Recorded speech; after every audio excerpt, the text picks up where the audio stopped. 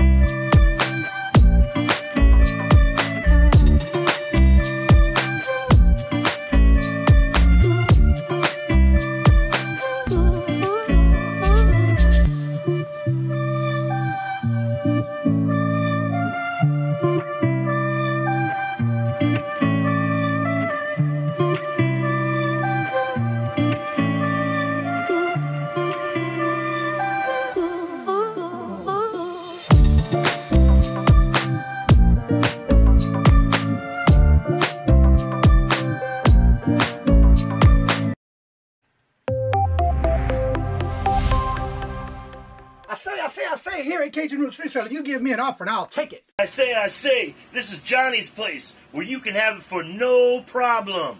I got the dollars. Fixed income, no credit, back credit. Here at Cajun Roots Reseller, that's no problem. Let them have it. I've got my dollars and I sit in my best offer. We say, yes. See the special man. The easiest man on YouTube. You got the dollars? We got the offer? Let them have it with no problem.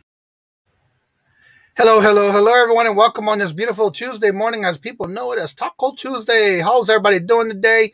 First in the chat today to get that pie point is Papa Smurf. Good morning, hello, and welcome. Polly in the house. Hello, Polly. Hello. Yenzer Picker. Hello, good morning, and welcome. Kayla, Treasure Noir. Hello, good morning, and welcome. Mark in the house. Hello, and welcome. Everybody's saying listening as I go to that post office. You're right, girl. And also we have Steven. Hello, good morning, and welcome. So if everyone would give a little big warm welcome. Also, I just saw in the chat, James came in as from Mexico. Hello, James. Good morning and welcome. The featured channel for the week is correct. That is Moon Goddess Treasures. We're trying to get her to 1,000 subs. So if you haven't checked it out, there's the link. Every Friday, I put up a new channel. So that way you can go and see who is the featured channel of the week. And this week it is Moon Goddess Treasures. And if you haven't checked out, last week was Rosie's Closet. She is like 14 away from 1K as well. So definitely check them out. Good morning, hello, and welcome to each and every one of you. Tom Cruise in the house. Hello, Tom. Who is Tom? Well, it's Tom Cruise. Hello. Give a warm and big welcome to our guest today. She is well known in many channels. If you don't know her, you're about ready to learn more about her today. So give her a warm welcome and a big welcome to our guest. Today is Dawn from Dawn's channel. Hello. Good morning. Hi, everybody. Good morning. How are you doing today? Doing good. Really good. Can't complain. Okay. I hear that. Now, I'm going to go ahead and give you stuff a little bit big on the screen so you can introduce yourself a little bit about who you are and your channel. And I'm going to put your link and everything at the top of the chat while you do that. Okay, cool. Hi, everybody. Good morning. My name is Dawn, as you can tell. And I am a reseller that sells a variety of products. Anything small enough that I can ship, I pretty much sell. Except the only thing I really don't get into is the media. I don't get into comic books or records, LPs. I don't get into that sort of thing. But mostly everything else, from home decor to clothing to health and beauty and makeup to lots of jewelry and everything in between. I also carry 2 different natural soap lines that I sell that go pretty good, and people love the soap, so that's going well. So yeah, I sell just a variety of things, both on my channel, and I also am on other people's channel, as Johnny was letting you guys know. So, all right, I did pin her information at the top of the box. It's in a blue box. That is her link to her channel. So if you haven't subscribed to her and you've been missing out on her auctions and her shows, there's the link at the top. Go ahead and check it out. Go ahead and subscribe to her. You'll know, you won't be disappointed. Also, who just came in, I saw was Amy. Hello, good morning and welcome. So again, if you have any questions for Dawn, go ahead and put them in the chat. Make sure you put the word question in the front of it, or add Kajun Roots Reseller so I can see it because it will highlight it for me. I'll go ahead and pin the link of whoever the guest is for the day in the blue box, so that way those who are dropping links in the chat, like either Jennifer or James, that gives them time to do other links instead of just always doing that link. But it is in the blue box above. You're more than welcome to catch it and subscribe to Dawn. So my first question to you is, how and what got you going into selling on YouTube, much less starting even a YouTube channel? Okay, what got me started was really kind of almost not by accident, but it kind of just, I don't even know if I should say fall into my lap. It wasn't really that, but kind of, sort of. I was bored one day and I decided to get on YouTube. And all of a sudden in my feed, comes up one of the resellers that does unboxings. And I'm like, what is a jewelry unboxing? I had never heard. I thought this sounds almost like too good to be true in the fact that I like jewelry, but I never thought an unboxing like, oh, she's opening up a package. And it was a jewelry jar unboxing. And at that time, everybody was doing them. But I didn't know it at the time. So I went into her channel and she was live and she was going through piece by piece. And the way she described the jewelry just sucked me right in. I mean, I was hooked. And I was like, oh, I never thought of this. And then stones. And I'm like, oh, what is that stone? It's so beautiful. Like, I never heard of these. And so I just kept watching. I didn't say anything to anybody for 4 months. I was too shy. Believe it or not, I know the audience is probably going, Dawn, shy, those two words. Exactly. Well, they don't go together. Especially if they know you. I was terrified to talk. I was like, should I talk? Are you supposed to talk? And so finally I started saying, hi, how are you? Like everybody else. And then I seen, hey, I'm doing an auction today. And I thought, an auction?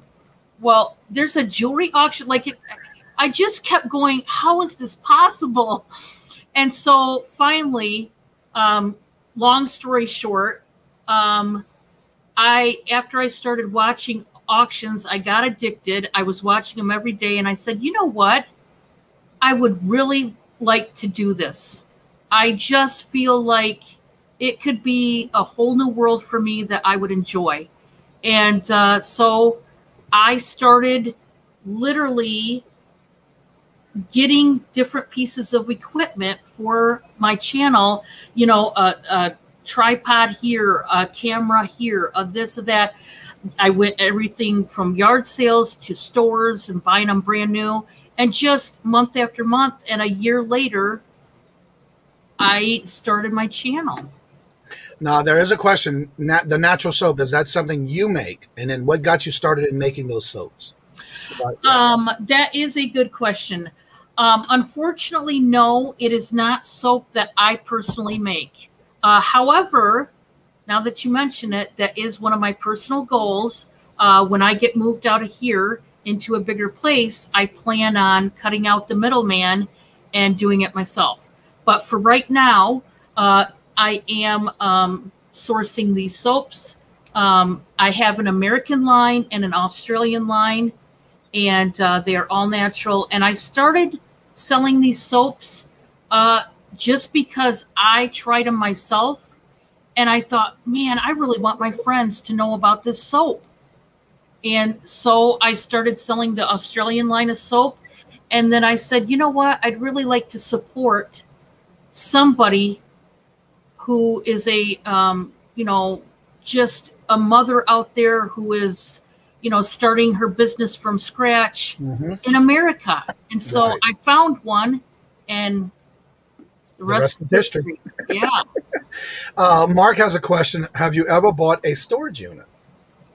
No, unfortunately, which is another goal I have. I cannot do it because of the small space I live in. But when I move, that is the goal. I will be going to storage units. Right. So I have goals. And before I go any further, I would suggest to anybody a bit of advice: have some goals, have some dreams, have some goals, because you can do it. You can do it. You know. James says in California they make soap with goat milk.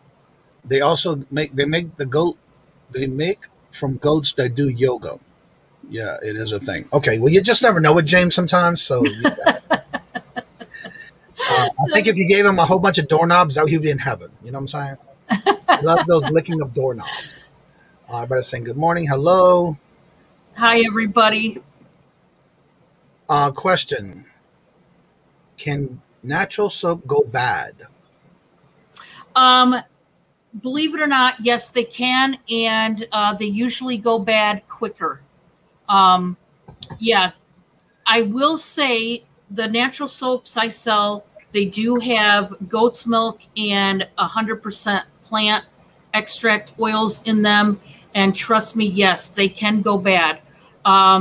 You do want to store them in a cool area.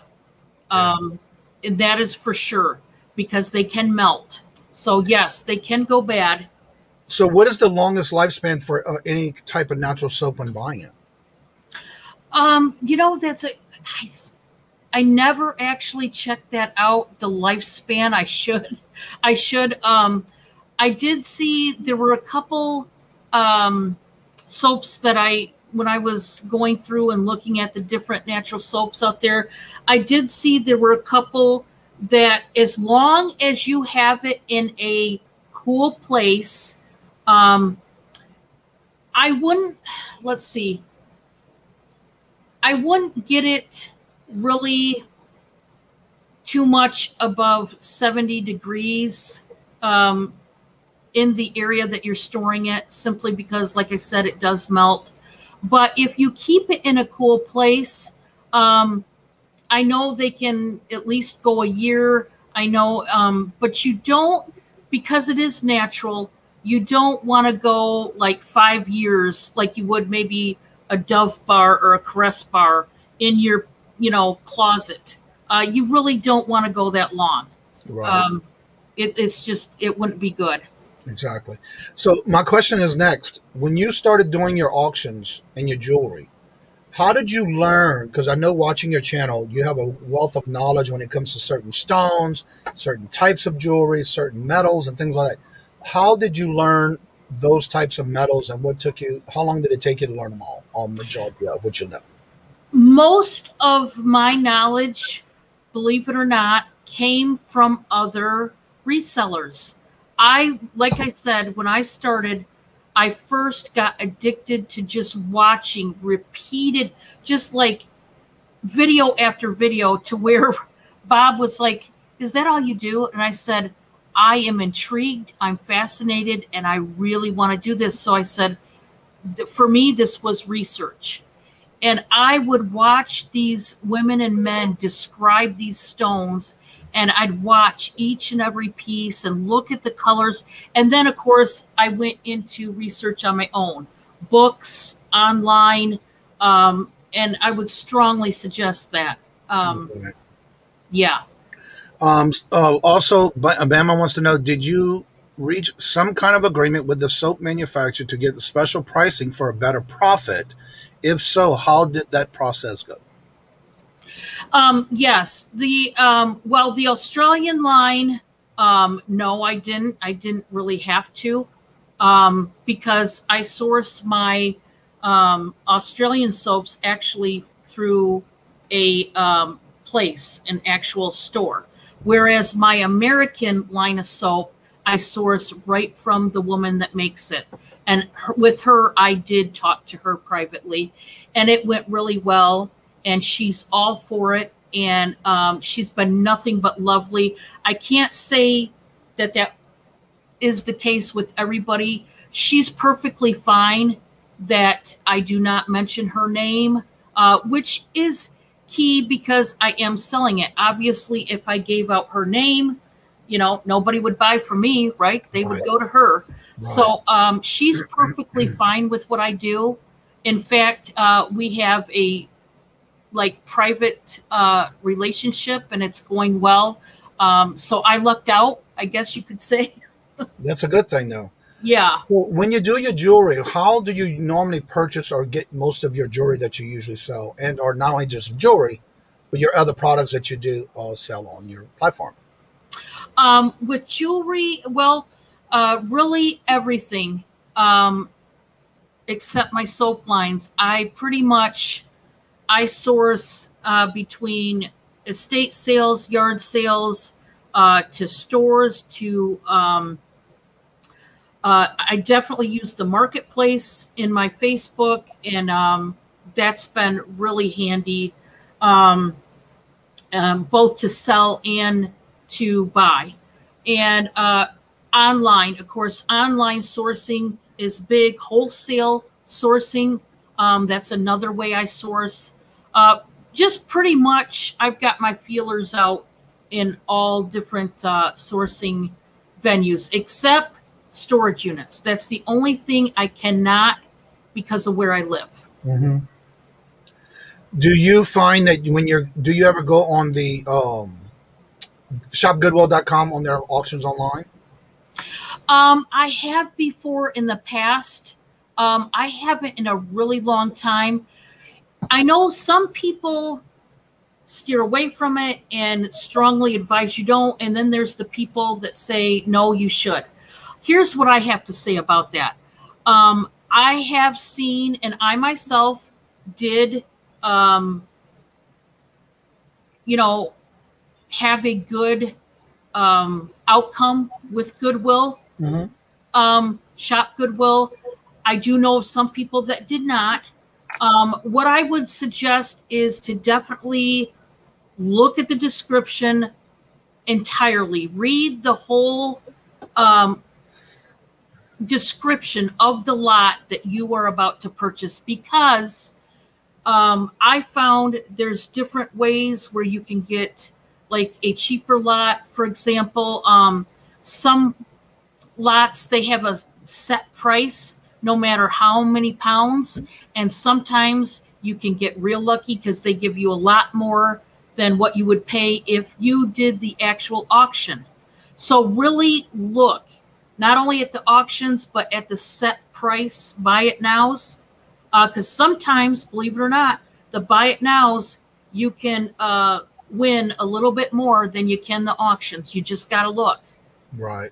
Rachel says that the shopping Goodwill is good if you can get good shipping prices. Otherwise, you're paying too much. Yeah, it's true. For the most part, I have to agree. For the most part, I mean, the shipping has gone way up with them, guys, which is why I kind of steered away from them.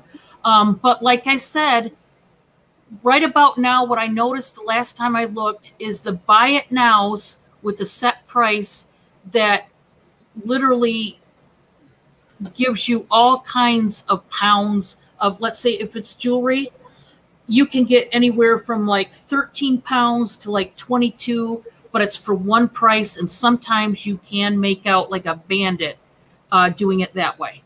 Right. Now, when you when you do your sourcing, though, is there any particular one place that you always tend to go to get your supplies or your inventory? Yeah, I have a couple places online. There's a couple wholesale places that I source from, and those are a set program with me. Yeah.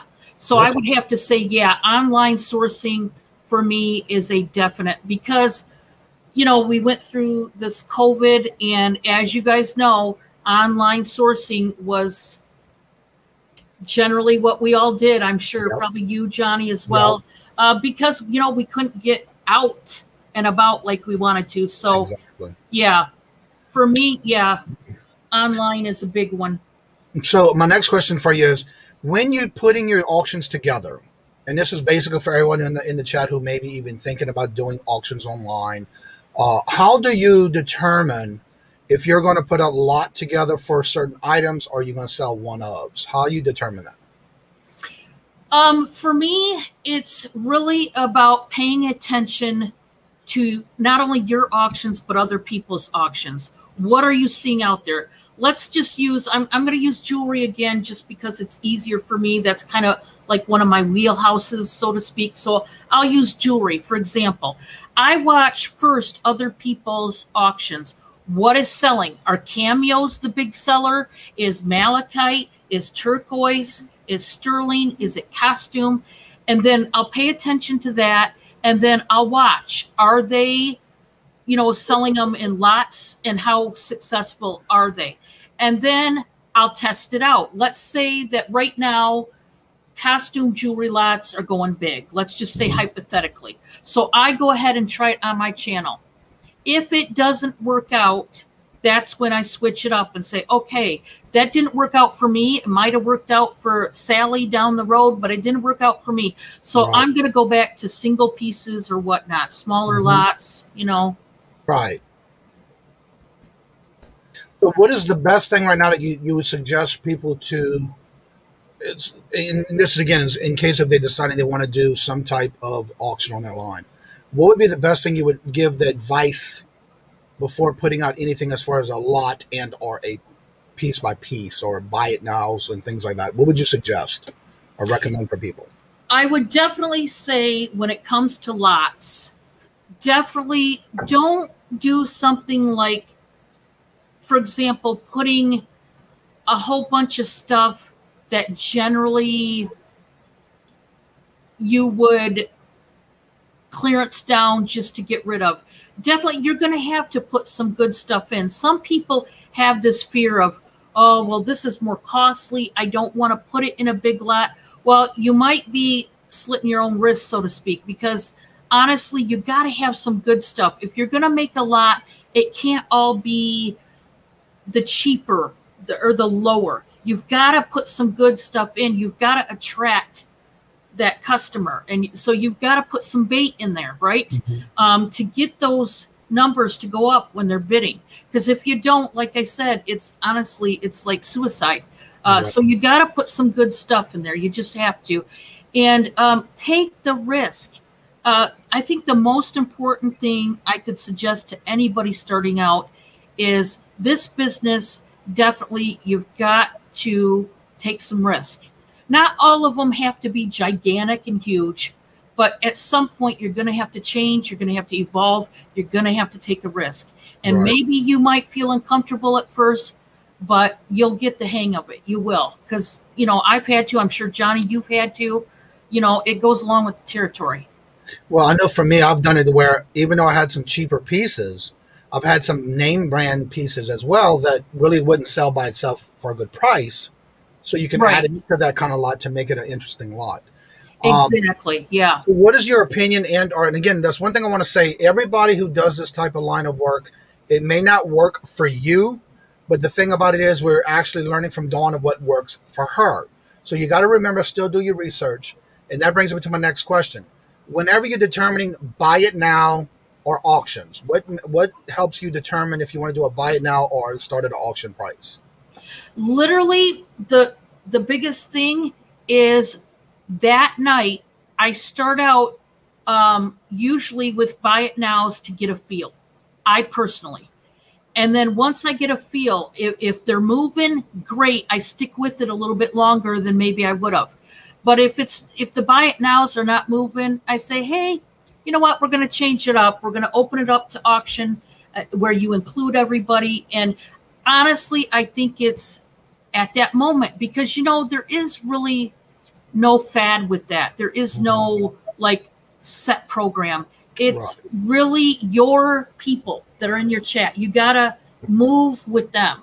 If that night they're feeling like, hey, I just want buy it nows, I want Dawn to be rapid fire and go, go, go, then I go with it. And but then, there's sometimes I've had people do both where they say, Dawn, can we not do the buy it nows? And then I've had them do the opposite. Hey, can we put it up for auction? I think it's more fair. And I go right along with the crowd. Okay, that's what we'll do. Let the people kind of guide you is what I would say. All right. So my next question is, because I see this on a lot of auctions, I'm not pointing anyone out, but with me watching the other channels, this is where my questions come in for this. Do you suggest when putting an auction together that you should do your homework prior to and get yourself ready before an auction other than not doing it right when you go live? What is your thoughts on that? Okay, here's my thoughts on it. I would say definitely do your research, but here's what I'll say about that. Do I think you need to do your research on every single piece? No, and I'll tell you why. I have seen the most successful auctions, the bid style, not the buy it nows, where somebody, case in point, Carol, my good friend Carol, and still to this day, it's a joke between us. We literally laugh our heads off till we cry. Still to this day, this is just an example.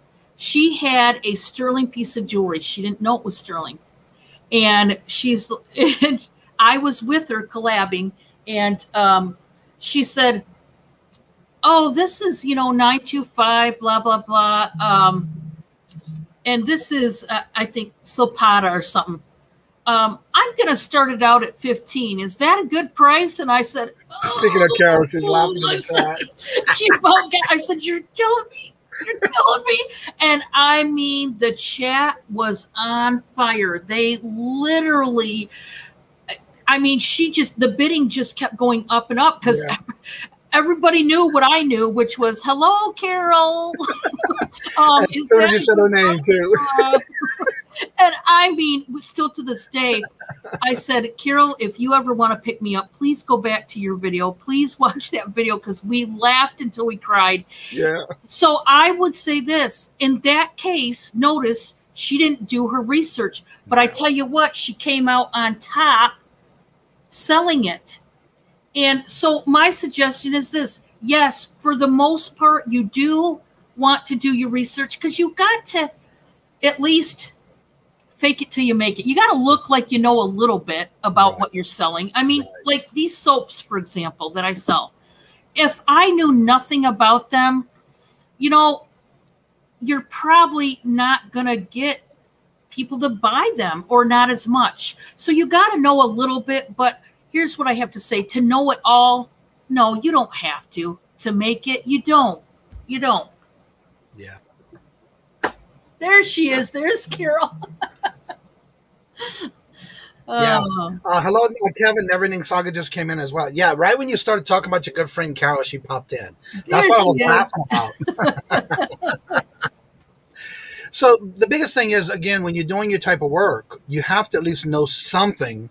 Exactly. And so what is your recommendation for someone, say, for example, is there any specific like site or place that someone can go to that you may suggest that they can at least look up some of their items to see if they actually have something that's going to be maybe a buy it now or even an auction starting bid kind of thing for when they're doing their suggestions for their items they want to sell? She said her ears were ringing. I tell you what, there are all kinds of, for me, now this depends on what kind of person you are, whether you do your research more online versus books. I do both, but I tell you what, when it comes to, let's say, jewelry and especially stones, I like the books. I like to read the books on the research, on the details of different stones. And I really get absorbed. Like once I start reading, I can't stop. I can't put the book down. Oh, this is a crystal. This is a stone. And it tells you the variations and this and that. And whether it's cold, whether it's not. And books and there is for example, for jewelry, I strongly suggest the Miller's handbook. I have one. I know Lydia has one. I know various people. It gives you the, there's numbers on your jewelry pieces and letters like HR 925. What does the HR stand for? Is it a brand name or is it, stand for some type of metal?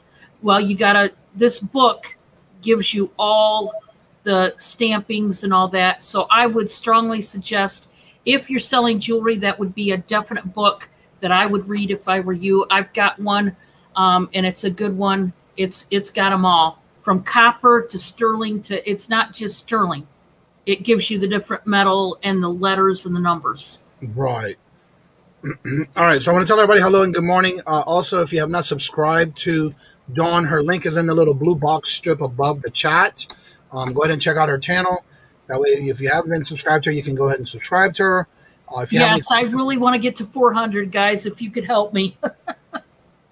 So if you haven't subscribed to her, when you go to anybody's link, when you go to the channel, if it's in red, if the word subscribe is in red, turn it gray. That means you're not subscribed. If you turn it gray, it means you will be subscribed. And then right next to it, there's the notifications. Hit the very top on all notifications. So that way you won't miss out on when Dawn comes out with a video, a live, an auction, or just a chit chat. You just never know. So that way, that's what's important, that you do that as far as the notifications. Not my jewelry pieces. My mother made them. Okay. Good morning, Cameron. How are you doing? Good to see you. Everybody's saying hello to each other. Good morning, everybody. Thank you all for your kind words. I appreciate it. Glammy, hello, good morning and welcome. Good to see you. How are you doing? Her and I have been chatting in the Instagram lately, and there was a couple of other people who have reached out to me, which I'm very honored to chat with in the back screens of Instagram and things like that. Getting to know some of the people that are coming into the chat, and this is a great community. I keep losing people. I get 100 subs. Yeah, and that's going to happen. And it's not that they're not subscribed to you or they may be bots or things like that. Just got to remember, if other people are subscribing to you, for example, I have my personal phone, my personal account.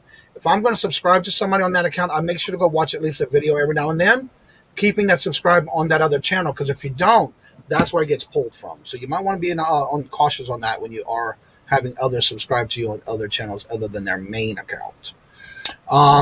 So with that being said, Polly and Crystal. Now that we have a few more people in the chat, I'm going to enlarge your screen, let everybody know a little bit more about yourself and what do you do on your channel, and we'll go ahead and let everybody else get to know you a little bit more, because there is more people that came in the chat since we started. Okay. Thank you, Johnny, for having me. I am a reseller, as I said before, that kind of one day was looking at my YouTube and got intrigued, and then I became invested. And that's how I started. And like I said before, I do sell everything pretty much small that can ship. I smell. I might smell, though. I did shower, guys. I don't smell. No, man, I'm tongue-tied today. I do sell hard goods. I sell home decor, little baubles and knickknacks. I sell clothing, health and beauty, makeup. Like I said, I have 2 soap lines that I sell, all natural. And a lot of my health and beauty that I do sell is made with natural ingredients. And I sell clothing is big. It's a big one for me. It does pretty good. And of course, jewelry. I never get out of the jewelry field. I have sterling. I have costume. And I started out, I was looking for a job in the real world, so to speak, and I wasn't having luck with the jobs that I needed. The jobs that wanted me were not fulfilling, wouldn't have met the bill, so to speak. And so then when I started watching the auctions on YouTube, like I said, I got hooked, and I felt like this was the avenue for me, and it really worked out. I live with Bob. A lot of you know Robert the trucker, and that is who I live with. And I have my cats, as you've probably seen. My desk is like the catwalk, and they're my fur babies, and I love them. And it was great to have a job that I can be home and still take care of them. And so it actually worked out for the best for me. And I'm really glad that I got this opportunity. And I've met a lot of nice people, a lot of you in the chat. Thank you so much for being here. A lot of my customers. Johnny's been a customer, of course. And it's just great seeing everybody in the support, this community. I'm telling you, I say it all the time. Some of the best people I've ever met are in this community. And I love how the bulk reselling community the vintage community and the jewelry community intertwined in the past year. That's been great to see. It started out with the bulk community intertwining with the jewelry, and then the vintage came in, and then also we get the media coming in that community, and everybody's intertwining, and I love it. I love it because I love going to auctions and seeing all this variety. It's great. I love it. Stephen has a question for you. How do you compare prices when to sell? How do I compare prices?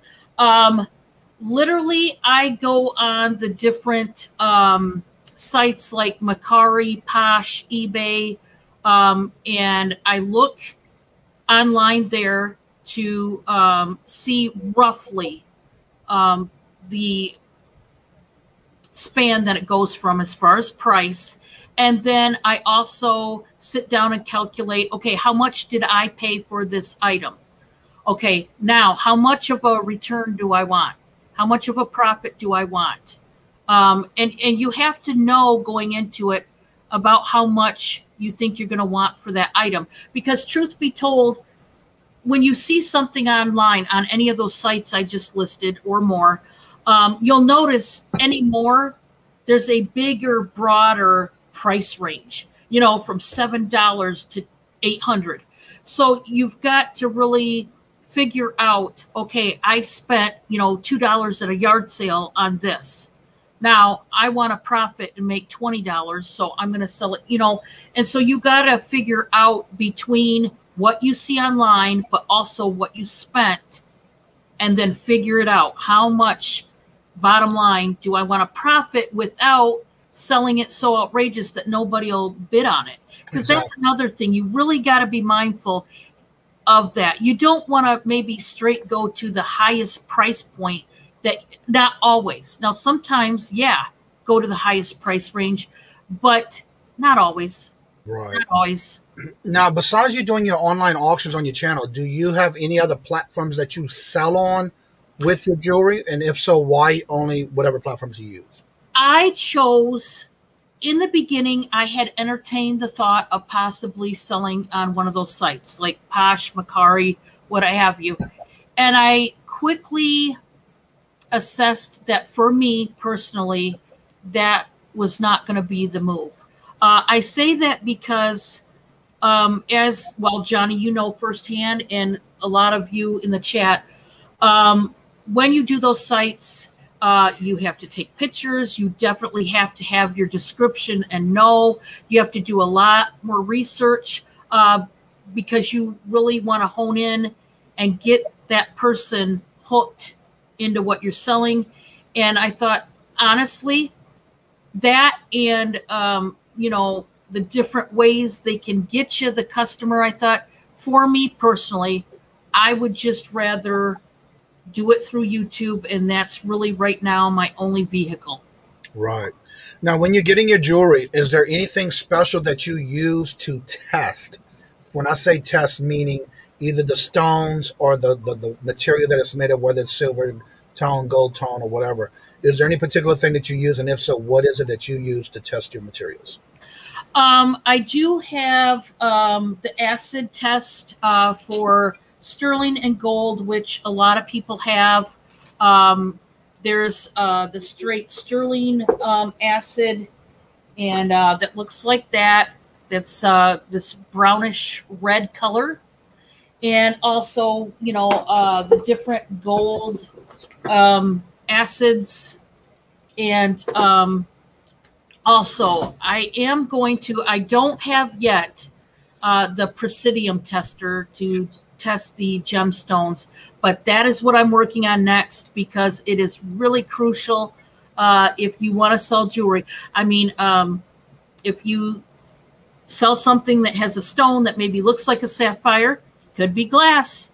So you really want to test it. I mean, as much as our eyes, we get used to seeing jewelry after jewelry, you still, at the end of the day, you want to be sure that if you're saying, hey, this is sapphire, it's sapphire. Otherwise, you should just say, it appears to be sapphire. It looks like it.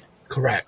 That's really key too. I hope the resellers out there, I'm sure a lot of them know that already, but some of them maybe haven't thought of that.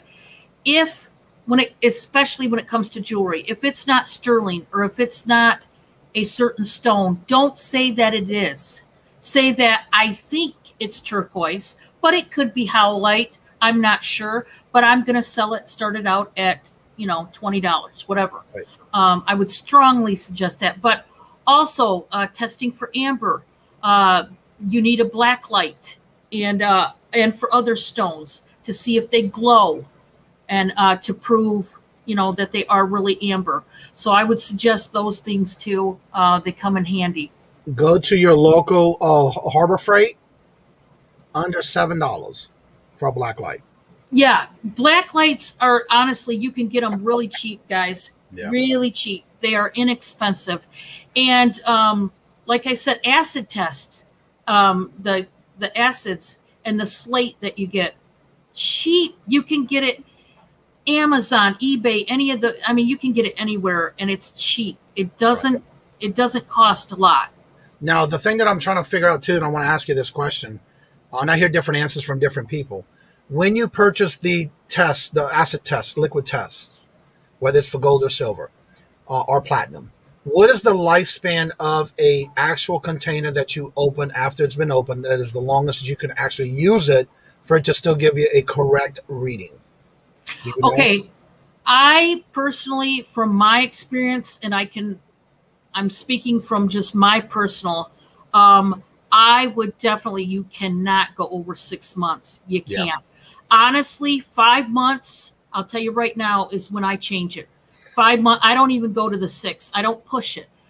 You really don't want to, and like I said, guys, it's cheap. The acid is cheap. Trust me, it's not expensive. You can get it anywhere. I would not go past 5 months. I would strongly encourage you to stay 5 months or under.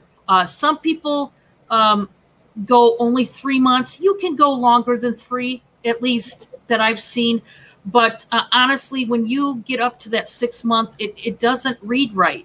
Yeah. At least for me, that I've noticed. You are talking about after it's open, or regardless of when you purchase after it? Oh yeah, after it's open, after you break the seal and open it. Correct. Yeah. Yep. Okay. And I just want to bring that up because of the fact I hear that and I see that on the websites that I purchase it from, but I just wanted to make sure from someone else's point of view, what is the actual time once you break that seal? Because I see a lot of people who are using it, but when you get comments like, well, I got it and I tested it and it's not what was said. So that's one of the things I'm asking, because if you're testing your jewelry and you are having it to where it's within that 5, I do go no more than 5 months. On that 5th month, I am already ordering a new set because they are very cheap. But again, you have so many people who are testing things and then turn around and saying it's this, but when you actually get it home, then it's not showing that. Then it's like, okay, well, did their testing go bad? Was it too long? Did they have it over the time span? And that's why I want to ask that question. Yeah, and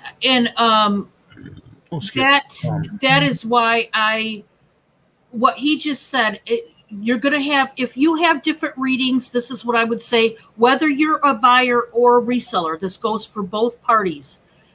Let's say you have a testing equipment at home, you have the slate, you get you a little slate, they give you, or a bigger one, and, your acid, test something that you know for certain is sterling. And then if it comes up to where it's not testing sterling, that tells you right there, get rid of it. Always have a piece of jewelry that is definitely sterling, for a fact. And at the end of the day, if you truly still, let's say you get new acid, you test it again, but you're certain it was sterling, but it doesn't, take it to the jeweler. You also have that option. Take it to the jeweler. And lots of jewelers, guys, don't be afraid. Lots of jewelers will test or analyze your jewelry for free. Not all of them. Right. You may want to call ahead of time and say, hey, I want to bring in, my diamond necklace. And I want you to test, make sure it's a diamond or whatever you're doing. But you do use your jewelers. If you sell jewelry at all, at some point you're going to have to go see a jeweler and find out for sure so that you actually know, especially if it's diamonds or something like that. But yeah, even testing, some of them will test it for free. Not all of them. Right. Not all of them. Rachel has a question. Does anyone else's 14 karat acid smokes? I guess when you're pouring it on the slab. I have seen where it does. Now, so far, it hasn't happened to me, but I have seen somebody else test it, and it has happened to them. Yeah. Yeah. So I guess, yeah. That's it. Who's holding?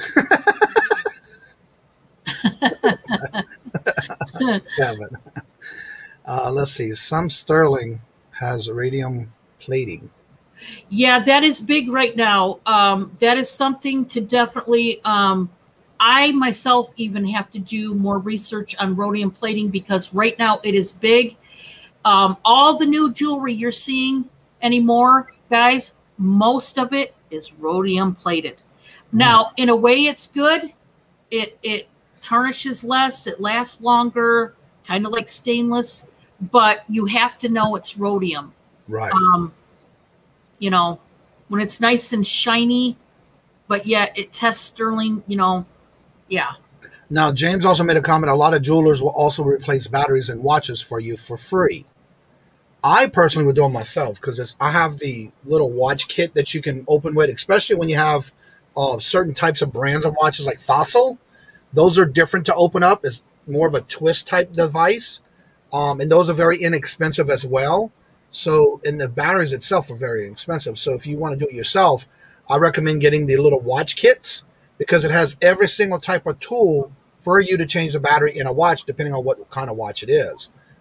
So that's what and again, in this case, you can always also bring it to a jeweler where they'll replace it for you. Rachel says she's had it twice from the same company. Oh, huh. Susie says, I won't test silver gold. Okay, thank you, Susie. I did have, of course, this is one of those things where you hear something from somebody and you hear another from somebody else. Rhodium plating, yeah, I will say, like I said, number one, it is thick right now. They're putting it on all the new jewelry pretty much. You have to look, and it will say, if you go into a jeweler store, it will say that it's rhodium, or they will tell you, usually. They're supposed to tag it. Let's put it that way. They're supposed to tag that it's rhodium plated, especially if it's brand new jewelry, and you will see that. Right. But yeah, Susie, testing. I mean, I've heard both, but yeah, it shouldn't be testing sterling if it's rhodium plated, because it is a coating, if you will. It's not actual sterling. Right. All right, if y'all have any questions, put it in the chat. If you haven't subscribed to Dawn's channel before, it is in the links above in the blue box. Everyone is welcome to drop your links in the chat. Just remember that if they do and you go to that link, if you go to the channel and the subscribe button is in red, change it to gray. That means you're not subscribed if it's in red. Right next to it, also, hello, Lindsay Ann. Welcome. Good to see you. Jewelry has been plated platinum for decades. Yeah, platinum. Yep. So, yeah, don't forget to check out in other channels and make sure you subscribe to help them out. Dawn's getting close to 400, so let's see if we can help her get there even before the end of the show today. Moon Goddess Treasure says she's 114 away from 1K. Also, her channel is the channel featured for the week. I do that every Friday, where Friday morning I will change it to a new channel. So if you haven't checked it out, and all the previous channels that I've promoted for the channel of the week is going to stay there in the community page of the channel. So you're more than welcome to check it out and see who that I feature each week. Last week was Rosie's Closet. She's getting closer. I think it's 14 away this morning to her 1K milestone. So if you haven't checked it out, definitely check them out. Also at the top, don't forget Dawn's channel is at the top so you can help her get to her 400 mark because she's getting very close as well. So if you have any questions for Dawn, go ahead and put it in the chat. Let me open this up and see where you're at on your sub count.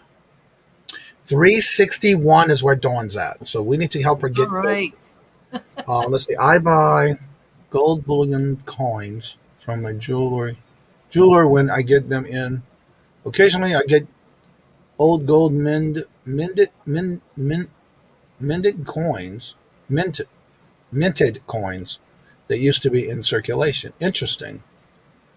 I wonder if that's wow. I've never done that yet. I've heard of people see coins. I'll be honest. That's another thing I don't sell coins, records, comic books, things of that nature, because I am totally, that is out of my element. And I would first want to have at least some research on these subjects. And I have no research.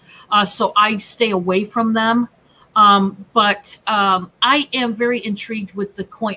The coin industry has, it seems to have taken off again. I've noticed a lot more people are collecting again and buying. So, yeah, that's great if you can do that. And Lindsay, I know you were joking, baby. I didn't take it seriously, so you're good. Last night we had a good time at bingo. And I thank each and every one. Rhonda, happy birthday. She's in at Big Barnes Tuesday morning jewelry unboxing, 11 a.m. There's the list, the link. Check it out and save it as your reminder. Let's see here. Kevin's It's her birthday today. Happy birthday. Yeah, Rhonda's birthday today. Yep. Awesome. There's Kevin's link to his channel. If you haven't checked out Kevin's channel, there's his link. Go help and subscribe to him. He hasn't had June birthdays. He hasn't had another subscription in over a month. Yeah, we had a lot of June birthdays this month. You're right about that. A lot. Yes. Let's see here. Perlini's birthday was this month. Kate's birthday was this month. Angie Reseller's birthday was this month. Hello, Kevin. Mine was just Saturday. Yeah. That's right. Just past Saturday. Yeah. Hello, Patrick. Hello. Everybody's just putting their links in. Go ahead and drop your links to your channel so everybody can check out your channel. Good morning, beautiful people. Hers is next week. So yeah, if you have any questions for Dawn, go ahead and put them up.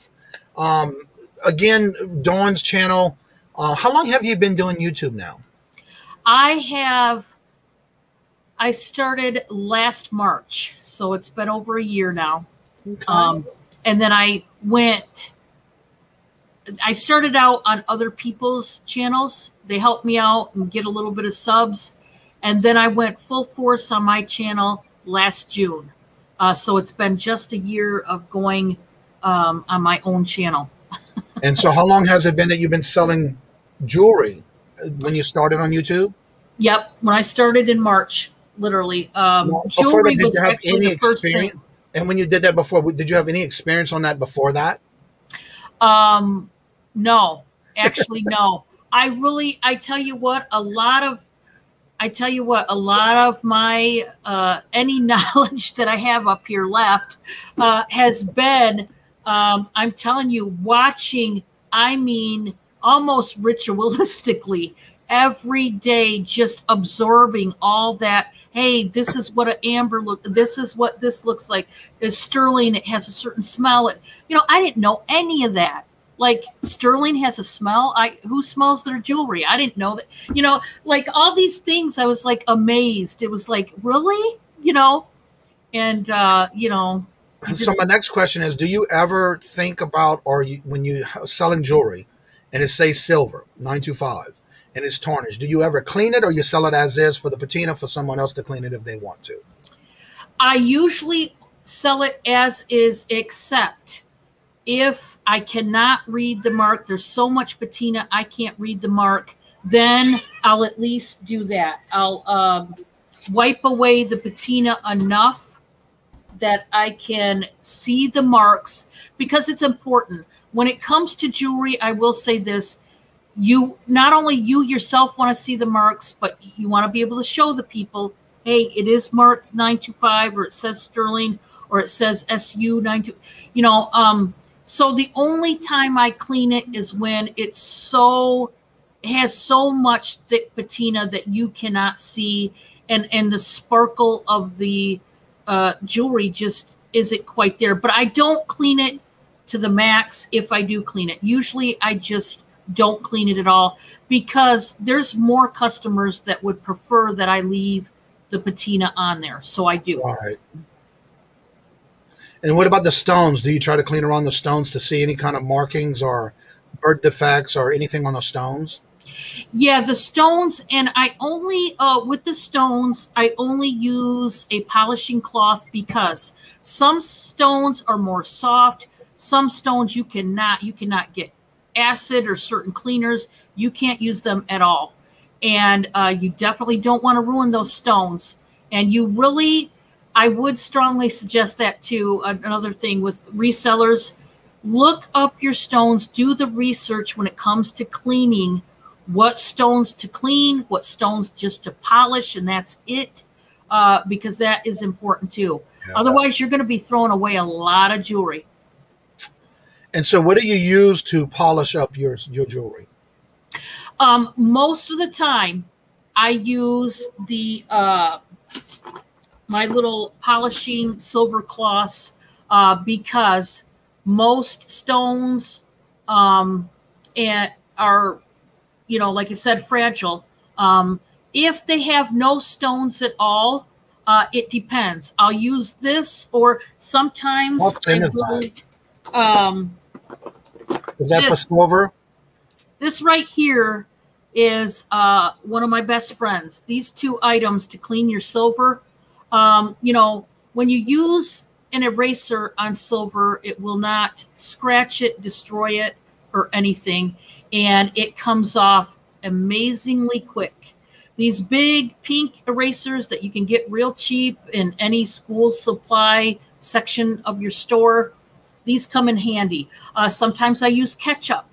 But it depends on if there's stones in it. And, yep, I use ketchup to clean, sometimes toothpaste. So all kinds of items to use, but these two right here, I use the most. Now, the one blue, the little bluish green cloth you have, is that only for sterling silver?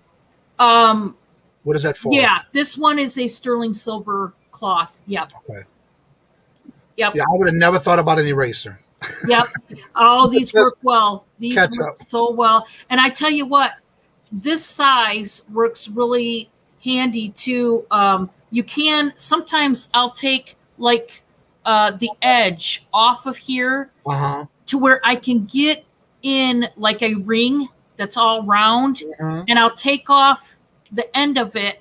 And I tell you what, just like that. And then you take the cloth and you wipe the eraser residue away, and it's perfectly clean.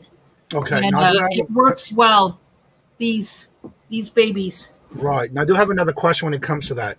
I've heard some people use certain kind of chemicals when cleaning rings. Is that a good idea for them to do, especially with gold? Definitely. Okay, with silver or especially stones, absolutely not. You must not use acids to clean at all. I would strongly say no, please don't at all. I would say you really don't need to use acids at all. I have heard of the people that there's a couple different sterling acids out there on the market. I can't think of the names of them right away. I personally have avoided all of them. I'm not saying there's a couple of them that, you know, people swear by and they work, and I'm not saying not to, but please do your research, please, because even if they don't have stones, some of these acids can really destroy. Gold, there are some more natural, not acids, but liquid cleaners that work better. I would suggest going that route with the gold. I would get a liquid cleaner, but more, there are natural ones out there, and I would go to that. All right. So my next question is, I know I see and hear of a lot, and I watch a lot of different channels, not only just in the reselling, but also with jewelry and things like that. I've seen where some people have taken, say they get a box of jewelry and they throw it into a wash bath, so they call it. Is that a good idea when you're dealing with jewelry that you haven't checked each piece? You just take it all and throw it into a wash bath. Because some people use a wash bath, like say with Dawn and warm water. I've heard some people where they'll take baking soda and warm water and give their jewelry a bath. Is that a good idea? And if so, why not? If not, why? Or either way. I have myself done it. I have taken the Dawn dish soap and the baking soda. I've done some little test. I also, I seen somebody, for example, for sterling, they took really hot water. They put a in a pan, they put a piece of tin foil down. Then they put the baking soda, and then they put the hot water, and then they put all the sterling in there, and they said it works every time. It works like a charm. Remember that sterling is a soft enough metal to where it's pliable, okay? Unless it's super thick, of course. It's not that pliable. So you have to be careful with that scalding hot water. And, you know, I mean, it will, you got to know once you take it out, it's going to be very bendable and flexible. So you're going to have to watch how you handle it. That really, I mean, it's a method. You can use that method to clean. It's not the method I would use, but, you know, to each his own. It does work sometimes for the most part, but... I have a question real quick in the chat. Rhonda, I see you dropping all these chats. Is there a reason why you're dropping their links? I'm just curious. There must be a lot of auctions going on. Curious. So yeah, I noticed, like, for example, where it was, glass beads, where was it? Metal only or stones? I'm assuming they've done it. I've seen some videos where it's everything. It doesn't matter. Yeah, I've seen both videos, and I will say, okay, Dawn dish soap generally works for both costume and sterling rather well.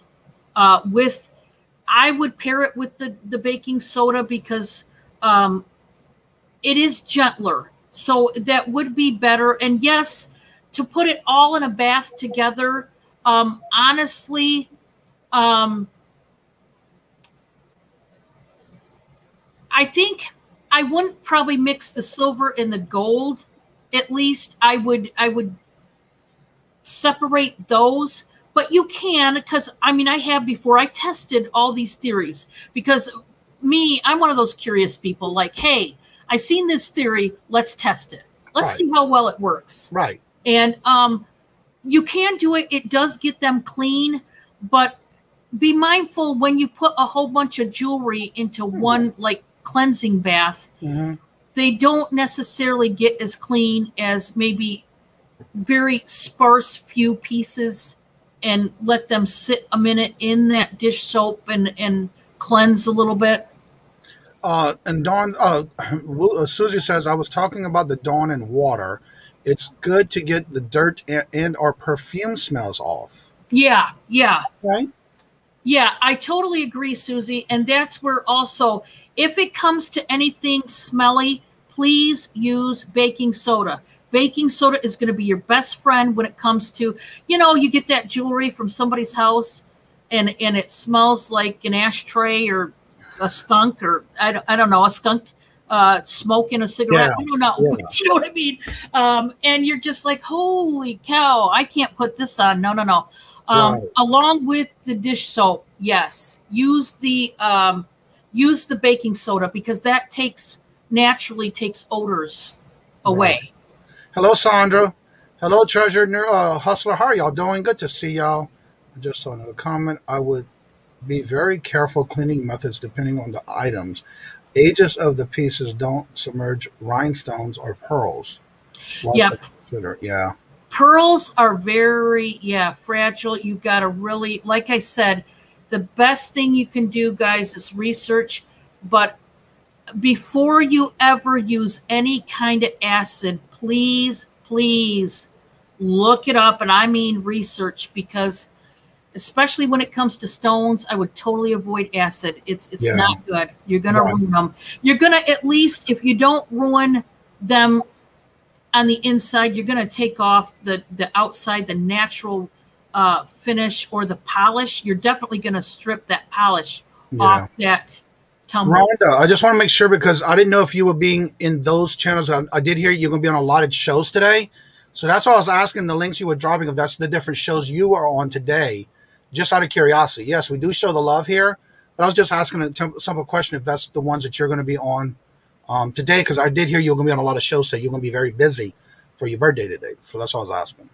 That way people can save the reminders if it was a special link that you were doing for like a show you were doing today. That way they can save the make that reminders, because that's what I do as well. If you're dropping a link for a specific video, I want to go back and set the reminder for myself, so I'll remember to make sure I get the reminder. That's all. You're welcome. It's just that. I use Dial soap with warm water if it's smelly. Dial would probably, Dial would probably work well. I didn't think of Dial, but that would probably work well. Right. Hello, Maggie. Welcome. Yeah, hi, everybody. She's going to be everywhere today. Yeah, I heard about that.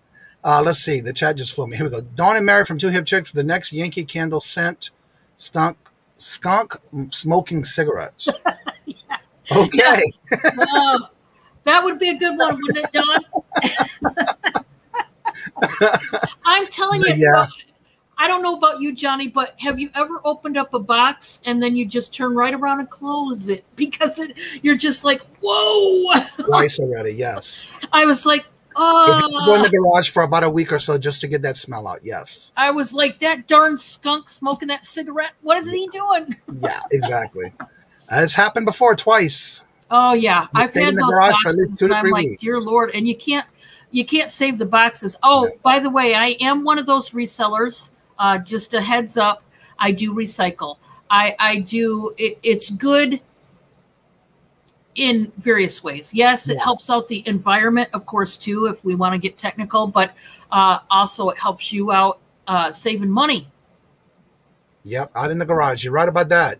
I had that happen twice already and had to stay in the garage for at least up to 2 weeks because the first week didn't help. So yeah, and another thing I have is eBay now has these coupon, the stickers that you can buy, and it's for resellers who recycle. And so when you put the sticker on the box, it says, "I am a reseller who recycles." Oh, I did not know that. Is recyclable. Yes, I just got it in the mail. Actually, I just got it in yesterday. Awesome! I didn't know there was such a thing. Yeah, and it's got different size stickers, and it comes in different sizes to where depending on the box you have. Right. And it comes in a pack, and you get all these different size stickers, and it comes on a big old long sheet. And this one's bent because of the way it was on there. But anyway, they think of everything, don't they? Yeah, I actually heard about this from Dina. This is the bigger ones for bigger boxes. Awesome. I love it. And then you also have the ones for smaller boxes. Love it. And those were inexpensive, and I use it with my coupon. Speaking of coupon, tomorrow, if you have an eBay store, tomorrow is the last day you can use that coupon because then come the 1st, a whole new coupon comes out. So if you don't use it, you will lose it. So if you have not used your supply coupon yet for your store, you might want to check into that to make sure because it is tomorrow's the last day. So don't forget. Let's see. Where was I? Let's see here. Everybody else is making comments. I got a Yankee Candy knockoff candle at, oh, Lord, those are even worse. Those knockoff candles that say they knock off. Yeah. And another thing about recycling, one of the things I mentioned once before, if you're recycling boxes, just remember, if a box comes to you and it's in distress, don't reuse it. Recycle it. Because those are the type of boxes that will make it worse for you when you're shipping out to someone else, and you don't want that. I had a cat piss box. It was wonderful. Oh, okay. Oh, wow. I don't know how, but yeah, that is nasty. Recycling the package material saves money. Yes, it does. And I have done that from day one, and there's nothing wrong with it. But again, if you get a box that's in distress and it look like they've been kicked through a football field, don't reuse it. Just and because you don't want the box to, obviously everything in it to correct disappear on the way to the post Holly office. says, I place baking soda in a coffee filter and make a little sacket and place the jewelry in the container with it, and it helps. Well, I bet it would, because baking soda is the all-natural scent, the deodorizer. Yeah. So, yeah. Yeah, you're right about that. There's Rhonda's channel link on her YouTube. Check it out. They claim that they have made the Yankees. I guess I'll see. Yeah, you're right about that. There's a couple of companies in this area that the Yankee Candle one, but I've never been there yet. If a box comes to me distressed, if an excuse to get a cut up and used for reinforcement shipping. There you go. You're right about that too. Yeah, that's another way to use. Yes, I like your thinking. Yep. Yeah, and I will tell you, anybody that buys anything from me, I definitely am a person that does reuse if I can. Like Johnny said, obviously, there's lots of packages that you cannot, but like I said, it's good for the environment. It's good for you as a reseller to save you some dough, which I am all about that. And when you are doing anything like this, think smart. Yeah. Think smart. That's a good idea, Miss Carol. That's another thing. If you're reusing a box, remember to pull or destroy the label that it came onto you. You do not want to resend it to someone else. So you make sure you either pull it off or make sure you pull off the address or somehow and the barcode. That's something you do not want to actually ship to someone else and have it on it. I've seen many a times packages come to my house from resellers that I purchased from online, and they have another sticker under my sticker, and you can see it. So yeah, you don't want to do that. And that's out of privacy for your buyers, because they may not have bought from someone else, and you're sending that information to that person. So you just got to be careful. Working and lurking. Sorry, I missed everyone. No, you're good, Dawn. Don't want to confuse the mail carrier too. Yeah, exactly. Yep. Because you want to make sure that it's completely pulled off. I agree, Carol, and marker over barcodes too. Yeah. So yeah, that's the biggest thing. You don't want to have another barcode showing because then it confuses where your package has got to go. So that's one thing you want to be careful of. Yep. All right, before I open the channel to everyone else, is there any particular thing you would like to let everybody know about that would not only be good for them to go and subscribe to your channel, but any type of tips that you want to give anybody before I open the panel to everyone else? Okay, I would like to say I definitely welcome anyone to my channel. I am a live reseller here on YouTube that sells a variety of items. Like I said, anything pretty much smaller, like a smaller scale, I probably sell or have sold. And even some weird stuff, even some out there stuff. You never know what you're going to see. But like I said, the only things I don't sell is coins, comic books, records, because I know nothing about them. And I don't feel comfortable selling them, me personally. I know they do pretty well for people. And, usually older toys and stuff like that. It's just not my wheelhouse. It's not something I'm versed in. And I'd prefer to not sell stuff that I really don't know anything about. That's just what I prefer.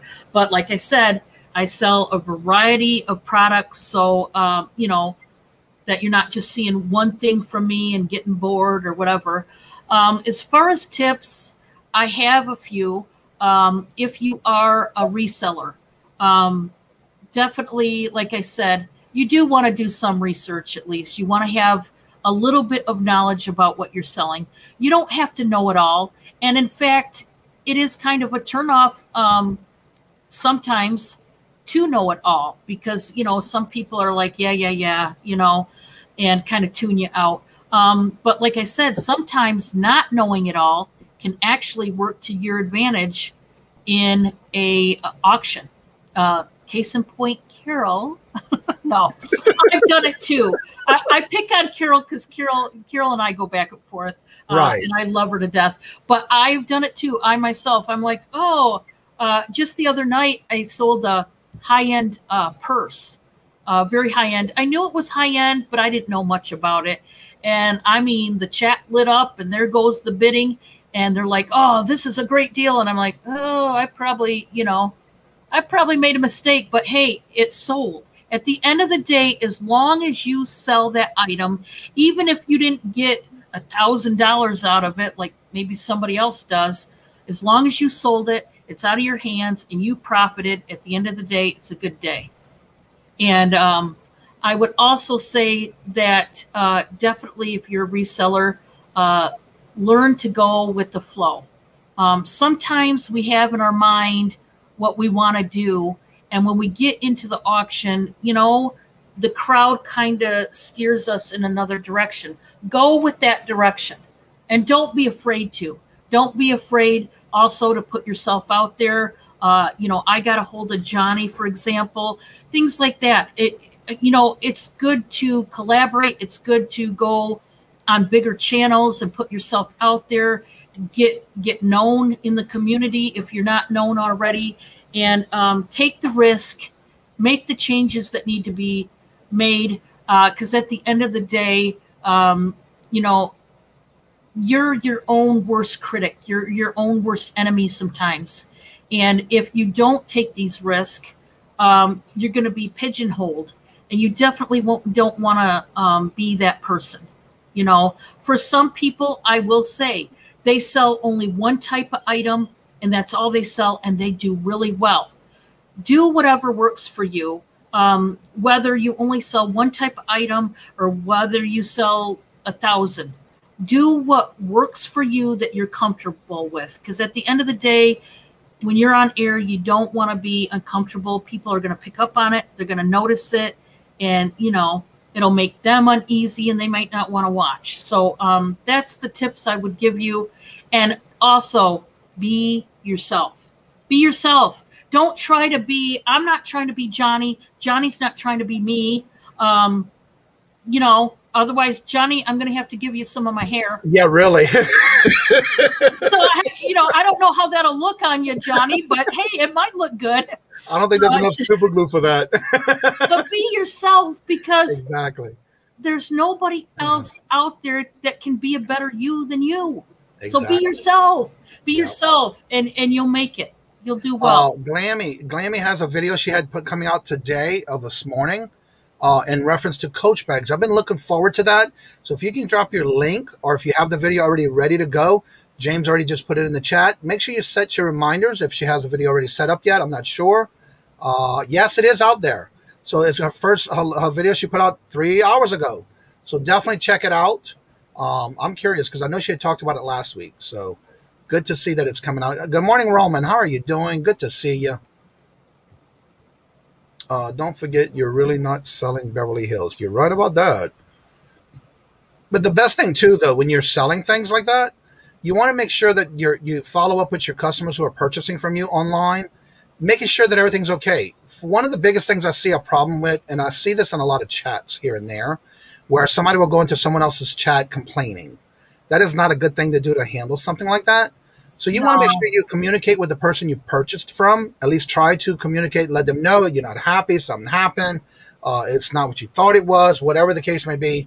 But also be respectful for that person you purchased it from. And make sure you reach out to them because of the fact that they can make it better for you and also correct it. You know, there are some people who we've had trouble with in the past, but guess what? Every person is different. Give them a chance.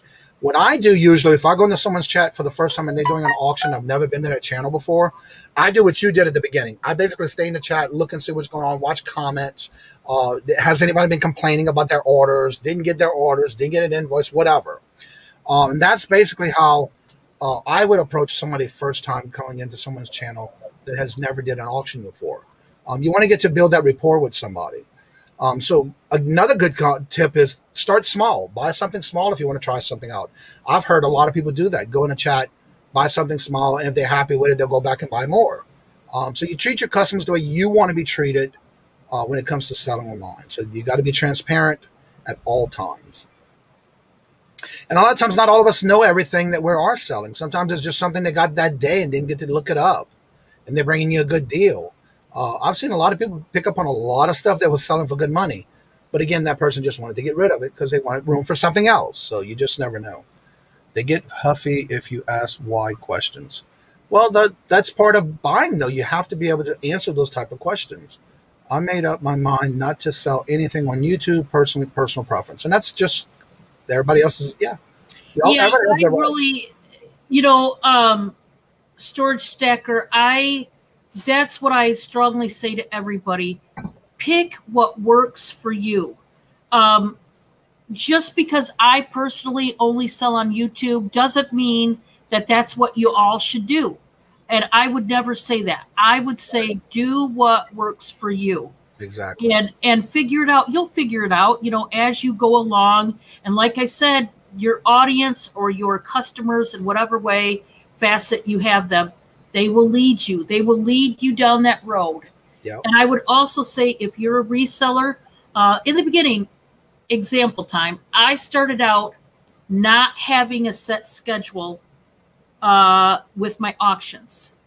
And I quickly realized by the consensus that, hey, Dawn, I don't always get my notification. When do you come on? I quickly realized, hey, yep, YouTube, there's some glitches sometimes. You don't always get those notifications. I would strongly suggest have a set program. I do. It works for me. Do what works for you if you do the YouTube thing. Yep. And James just posted the featured channel for the week and the featured channel for last week. If you haven't checked it out, try to get them down to get them over 1,000 subs, because they're there, getting very close. Patrick says, I am still trying to figure it out. I had a few misses, but I am learning. And that's how you learn. You got to make mistakes sometimes. It's just something that happens. But again, we all learn from our mistakes. At least I hope we do, to where you either, whether you're buying from somebody and you're disappointed, or you're starting out and you're trying to sell and you don't sell, not everything will sell. So you have to keep an open mind. It's okay to pass on an item. It's okay if it doesn't sell, because 9 times out of 10, if you bring it back to another auction, it will sell. You may have just a different group of people in your chat at that time. Oh, and yes. There's yes, BMO. yes. Good morning. Good morning. Hey, good morning, Laura. Oh, fine. How are you? Good. Sure. So what's going on in your neck of the woods over there, Laura? Oh, I've got auctions all week. Tonight on my channel, we have myself, Melanie, Marion. I'm also having Diecast Comics and Darth on. So there's going to be 5 of us tonight. Tomorrow, I'm on Jarhead Entrepreneurs channel. Thursday, back on my channel with Marion and myself. Melanie's on vacation. Oh, okay, that's right. Yeah. Oh, and then on Friday, myself and Marion, along with Tiffany and Scooter. Wow, you're going to have a busy week. I do, yes. Yes. Adam also posted again, if you haven't checked out his channel, on tomorrow at 7 p.m. He's got Lucky Charms Wendy as his guest. Check out his channel. There's his reminder. Set it so you don't miss it. So are y'all going to be doing this on a regular basis, or there's just something special going on this week? Melanie's on vacation, so I am bringing on, I don't know whether Melanie will make it tonight, but I do have her listed. She said that she was going to probably do one of the auctions, and it would be Tuesday because her mom's in town and she's having fun. And Marion's also on vacation too, isn't she? Marion is not on vacation until Okay. July 9th. Then she's on vacation. That's what I thought I heard her say too, yeah. Yeah. Okay. There's the link for Julie and Treasure Hustlers. I'm assuming Julie is Julie, I think. Yeah. Yes. Yeah. I'm trying to remember all the nicknames, because I know in a certain chat they go into, they all have each nickname, so I'm trying to remember who they are. Yeah. It's kind of hard sometimes. But yeah, and what do you have a set schedule yet on your channel, Dawn? And if so, what are those set schedules for you? Yes, I do. This is how my schedule is. Mondays is invoicing. And then at night, I am open to a collab with somebody. Tuesday, I am on Autumn Grace, 8 p.m. Eastern. Wednesday, I'm on my channel, 6 p.m. Eastern. Thursday, I'm back on Autumn Grace's, 8 p.m. Eastern. And then Sunday night, to round out the week, I'm on my own channel by myself at 7 p.m. Eastern. And so Fridays and Mondays are my days where if someone would like to collab with me, I am open. Hit me up on my email, trbl5 at Yahoo, and or my Facebook, or if you have my phone number, hit me up and we will work something out. Also, if you missed it in the chat, her information is in the description bar below, by the way. And Rhonda, have a great day. Have a good birthday. And hopefully you don't have to work too hard on moderating all those channels today, on your channels that you'll be on today. So hopefully you have fun and have a good birthday. Thank you for coming in the show this morning. Boy, James is on it. Thank you so much, James. Yeah. He's awesome. Yep. All right. So the link to come on is in the top in the blue box. James has been periodically dropping Dawn's channel. So if you haven't subscribed to Dawn, at this time, she's up now to, let me refresh it, 366 in her subs. She's getting closer and closer. Yeah, I'm getting closer. Thank you, guys. It's JB. Hello, good morning, and welcome. Good to see you. How are you doing this morning? Let's see. Did I miss anybody? Pammy, hello, and welcome. Glenn's telling everybody hello, good morning, hello, and welcome. Also, don't forget to drop your links in the chat for those who do content.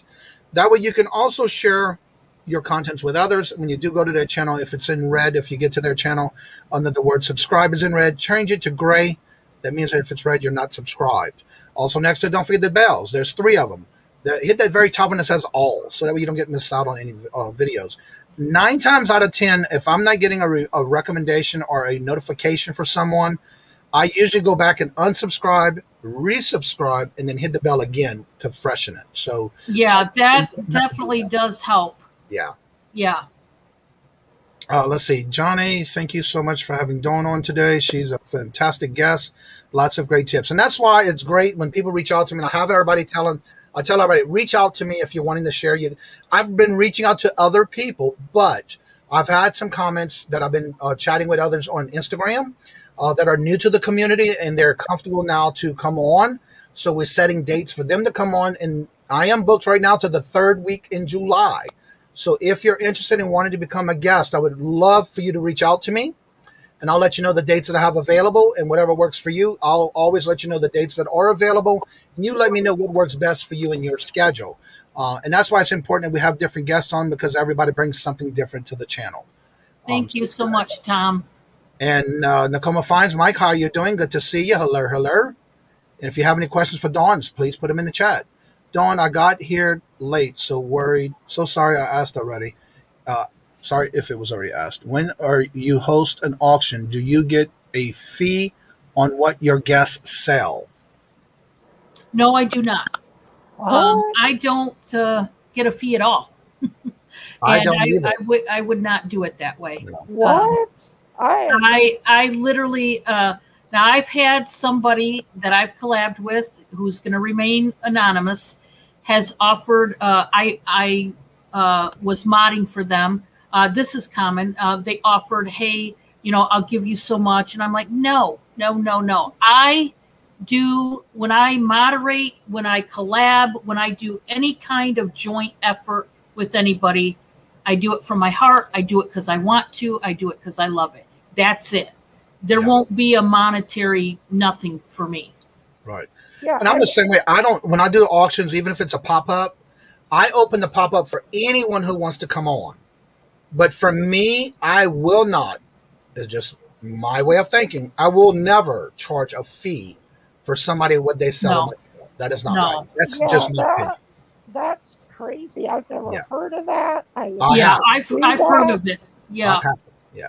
But yeah, everybody does it. Let me just say this. Everyone who does their channels do it their way. Like I always tell everybody, you do you, boo. But if it works for them, that's great. But for me, no, I can't. Yeah, for me, I can't do it under good conscience.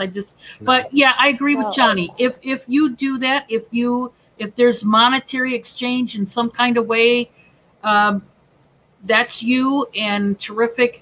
For me, I have heard of it. I have been offered money, and or I've asked if I am going to charge that person if they come on my channel. No, I could never charge anybody. I love to have fun with people. I love to just, hey, let's make it a party. Hop on my channel. I'll hop on yours.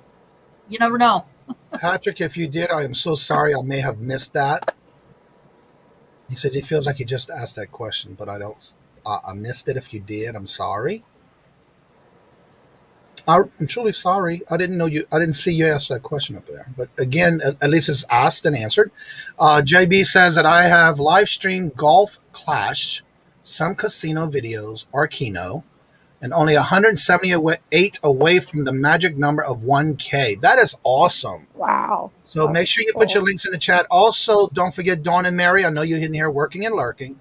Put your links to the videos, your channel, because they do a live every Tuesday and Thursday at 12 p.m. Eastern. So definitely check out their channel as well.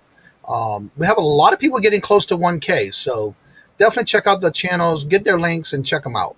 Also, if you would, I had a brain freeze of whose channel I wanted to get dropped again, and I forgot. I was just talking with somebody on here.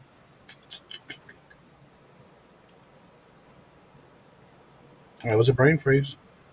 Well, I appreciate the question, Aqua, and it is a good question because there are people that this does happen or on their channel or somebody else's, or so I do appreciate the question. Yeah. And again, every channel is different, so you just never know. I know some auctions charge to bid. Yes, I know that too. Yes. That I've heard of. Yeah, that I've heard of too. No. Okay. No, I just want to make sure, Patrick. I try not to miss no one's comments or questions. Everybody's saying hello. I don't know how any of these videos, so I appreciate the answer. And again, it's more of learning each channel that you do watch, their ways and instructions, and the way they run their auctions. Everybody does it different. So yeah, definitely be on the lookout when you're going to someone's channel for the first time and you're not familiar with what and how they run their auctions. I've seen some auctions where you have to pay when you bid and you win. You pay immediately through either their PayPal or Cash App or Venmo or whatever. And I have seen some where you can put it together and pay at the end of the show, but you have to pay before the show ends. I've seen that before. I've seen where the most common one is you can fill out a form, you can bid, and then once you get your invoice, you have to pay. Now, if somebody gets an invoice and they don't pay, they have that time, whoever's doing the auction does have that time to frame to say, look, if you don't pay your auction of invoice within 48 hours, 1 week, or whatever. I've seen some people that do give a date. So again, you have to make sure if you go to someone's auction, just be on the lookout and be aware of how they run their auction. Some people just do dollars bids throughout the whole auction. Some do $2, $5, and $10 increments. So just be aware of when you do go to someone's auction, how they do their instructions. 9 times out of 10, it will be in the description bar, which there should be. And if not, they usually tell you at the beginning of the show. So just always make sure and be mindful of that. I don't mind registering to bid. Then people know where to send their stuff when I am buying. Yeah, exactly. That's why it's important that if you are in someone's auction, if they say fill out a form, just fill out a form. And you only need to do it once unless you changed your address. The reason I was asking is when someone asks you to come on and sell, you need to be prepared and be able to absorb any additional fees. It's not profitable, then it's not worth it. And that is correct. I've been on an auction before where I was told that I had to give 10% of my sales. Now, mind you, of my sales, because that's what they all do, to the moderator. No. I personally don't believe in that because for me, if I'm going to need a moderator, then that's going to be an agreement between the person who would be the moderator and the person doing the auction. But to give 10% of your sales to that to me is absurd. To me, I don't think that's right. No. Again, everybody believes differently, but that's just my thoughts. Yeah, I know for me personally, when I moderate, I do it like I said, from my heart. I want to help. I want, they're my friend. I want to be of an asset to them so that it will make their auction easier, faster, better. Exactly. And that's it. I don't do it to gain anything from it. No. Yeah, to each his own. I agree with Johnny. Me personally, there's no way I could ever charge or accept money, or somebody, if they told me, honestly, that would probably be a deal breaker personally for me. If somebody invited me to come on, but hey, you got to give 10%. I wouldn't tell them where to stick it. I would be nice. But maybe in the back of my mind, I might be saying some words, but I would be nice about it and say, no, thank you. And again, I did do the auction, did not know until I was there. which to me was the deal breaker. Wow. So I didn't stay there the whole night. I didn't stay there the whole time, and I never went back. So my opinion is, and again, we all give opinions. It's not that it's right or wrong. It's just what I believe and what I feel and what I agree on. You can do whatever you want in your auctions, but make sure you are upfront with your guests who are coming on the sale with you as collabs. And if you decide to choose a mod, make sure you have those things in writing and or agreement before facts, and make sure you tell all your guests, because if that's something that you're actually doing on your channel, then just be upfront with them, because that way they won't be blindsided after everybody gets there and says, oh, by the way. That's not something you want to handle, because then you can lose a lot of collabs that way. And so my opinion is my opinion, not just saying that it's right or it's wrong, but just to remember that hopefully we can all agree to disagree, and you can take whatever you can from these ideas or suggestions and have it work that's best for you on your channel. But again, it's only you. You're the only person that can figure out what works best for you on your channel, and or if you're going to be a guest on someone else's channel as a collab. Well, Johnny, Melanie and Marion and I have opened up ours to, if somebody wants to come on and sell, email me. I'll get you on the list. That's why tonight we're doing Diecast Comics and Darth. They both reached out to me, and you know, I have no problem putting anybody on. We do not charge. We do not do anything with moderators. If do you we give have, out cookies at least? Huh? Do you give out cookies at least, Laura? Okay, I'm interested. Yeah. You know, that's another thing too I've noticed, and it's starting to get to where I see where some channels, when they do an auction, they also give away something. Right. Like if like Miss Debbie and Max Go Thrifting, they do it every, I think, 15 minutes where they have a timer they use, and they'll give away something. If you're in the chat, they get put on a wheel or they put on a tag, and I've seen people give away things during the end of the night. So each channel is different. You do whatever's best on you and your channel, and if you're doing it, be consistent. That is the biggest thing you need to be remembering, consistency. Do you three find it better to do auctions or set fee sales? Set fee sales. I'm not sure. Like buy it now? Oh, buy it now. I know we talked about it a little bit at the beginning, but I'm assuming that buy it now versus auction items. That's what I think that question was too. We do both. Some items are buy it now, some are auction style.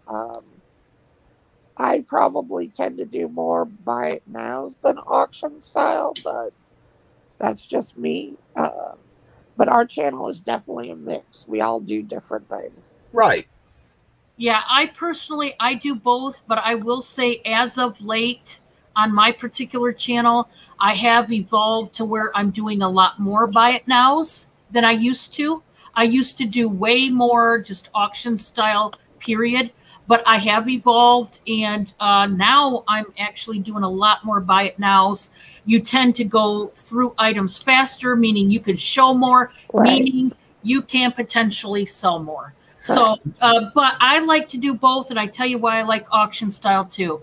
It opens up, you get to get the feedback from the people, and also it's smart because if there is an item you know is very popular online in some facet and it goes rather well, you do want to open it up for an auction because you'll tend to get more of this potentially.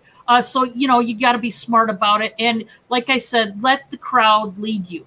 Yep. You'll know. You have to read your chat. You're right about that. Yeah. Yeah, you have to read your chat. And another thing, if somebody's looking for something in particular in your channel, while they're in your live and they're saying that and you have those items, you'd be a fool. And I'm only saying this because if they're asking for something and you don't bring it up, right, a lost sale right there. Like Evan says, he likes buying. As a buyer, I like it mixed. Right. So again, you have to read your channel. You have to read the chat. You have to read what everybody's asking in the chat. So that makes it more interesting for you. There is no right way or wrong way when it comes to either or. I've seen both being successful in the same auction. Right. Again, like you were saying, you have to read your chat for that. And Mark says, what I'd rather than giveaways is I eat some ridiculous hot and spicy stuff so everybody can enjoy watching me suffer in 10 minutes. Yeah, I do know that. JB says, I make everyone I make everyone a mod on my channel, and I do it the way for 2 reasons. That when they come in my live streams, I know you have been here, they've been there before, and if anyone gets timed out, I have a bad guy. Yeah, that's true. I will say on that particular subject, I have done both ways. I have given everybody a wrench, and then I have also only Taking given them away. certain people. For me, what wound up, and this is another thing where maybe test out both avenues and see what works for you. For me, I found out for my particular channel, for some reason, I got a lot more drama, headaches, a lot more nastiness when I gave everybody a wrench. And I did it more than once. I did the testing more than once. And there were too many people that would contact me. Well, I don't like this person, so if this person gets out of hand, I'm going to bash them with that wrench. And I'm like, okay, we're going to take a step back. And I realized for my channel, I cannot give everybody a wrench because I had some really power-hungry people. And I had to say, you know what? For my channel, we're just going to keep it a small group of people, and we're going to just keep it there. But it's whatever works for you. It's not a set thing. Here again, I started out, I wanted everybody to have one to feel equal. My view of it was, I love everybody. They're my friends. I want everybody to feel just as valuable as the next person in the chat. But unfortunately, it went south for me personally. But I've seen other people, it works very well. And I do understand that notion of also it helps you identify who you have their info and who you don't. Yeah, that definitely is good. Right. Yeah, that's kind of the way that we work. If one of us has somebody's information, you know, and they come into the chat, we'll give them a wrench. But again, you know, if you get too power hungry, that wrench might go away too. So. Yeah. Perlini says she's never saw that in your channel, Dawn. The thing about this is this happened a while back, and I happened to be in the channel when it happened, watching her live. And so she had to do that for the best of her interest on her channel. Since she's done that, she's never had a problem. So I understand the part of having that because of the situation you did go through, Dawn. So I know about that, and I did see that happen. And again, you have to take that step back and say, okay, is this right for me to do on my channel? Is it okay? Is it working? Some channels it doesn't work properly because some people do get that power title and then they start doing things that they're not supposed to with the wrench. So again, I think you handled it very well. But a lot of people didn't see that because that was more towards when you first started, I believe. It happened twice. So it happened recently, actually, I didn't know about maybe 3 months ago. I had or 2 months ago. That one I remember. Okay, that one I remember. And then it happened last year as well. And I said, you know what? I've tried it twice now. Both have been extremely awful. I got some, like I said, there was drama, nastiness. There was people going back and forth, fighting with each other. And I said, you know what? I feel like I'm in a sandbox with a bunch of kids.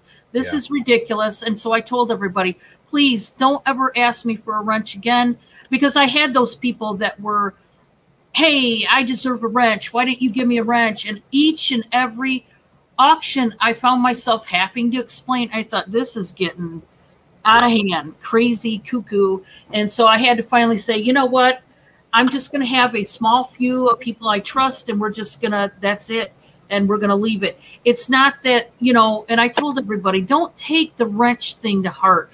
You know, this is honestly a big problem. And you don't need to have a wrench on everybody's channel, you know, because at the end of the day, guess what?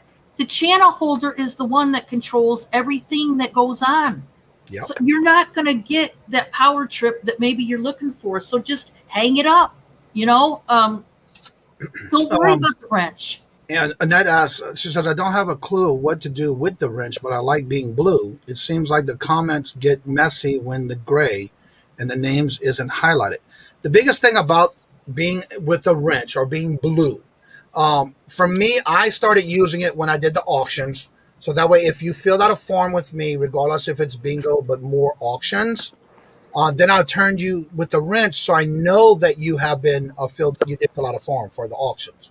But then it got to where I started doing this type of format And one of the things is there is sometimes where someone comes in and they're great, because I have had every Monday, not lately, thank God, knock on wood, that I've had a stalker come in every Wednesday.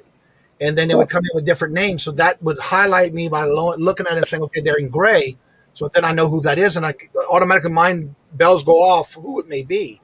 But it all depends on the channel. Whoever's holding the channel as their channel, they have that right. But some people do take it as a power trip. And so it does work for some channels where it doesn't work for others. So I look at it this way. If I don't have a wrench, that's fine with me. But if I do have a wrench with someone, for me, that means that if I see somebody coming in, they're being busy on the channel doing what they're doing, and all of a sudden a bot comes in, a troll comes in, and they start commenting bad, negative thoughts or comments, then we can time them out to where that notifies the host or who the channel is for. They have a problem in the chat, so that way they can have it taken care of by those who are doing the wrench. So that's really what that's all about. Is basically helping the person who has that channel that gave you the wrench, and also helping those who are getting either spammed, trolled, whatever you want to call it, causing problems, kind of thing. And that's what that mainly is about. And I can care less if I get a wrench in every channel, but you know what? I'm still gonna be there to support it regardless. Yeah. I will say that, drama people. We giveth the wrench. We can also take away the wrench. You're right about that. Exactly. I showed that in this show yesterday morning. I did. So yeah. Yes. We can do that. YouTube drama. What is that? Yeah. You must not have watched a couple of more channels lately. You might need to go back and check some more. Papa Smurf says, being a wrench is where my current channel name involved. My referrals to someone else's Papa Smurf, so I can't become Papa. That's why he likes the blue. I got a picture recently. Just chatting with back and forth. I tell you, the way you go about entering somebody's channel is for them, for what they sell, for a combination of the two, or whatever. There's some auctions I go to for the items, not necessarily the person, and vice versa. I go for the people. I don't really purchase too much of what they are selling, and sometimes it's a great combination of both. But definitely, I would strongly suggest don't go to a channel just to get a wrench. And I know there's some people that have, and my mind is blown. I'm like, why? Like, if that's all you got to do with your time is worry about whether you got a wrench or not, then you got too much time on your hand. I know I don't have that much time.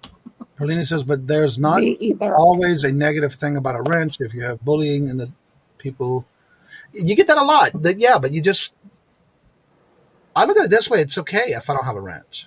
Yeah, I don't.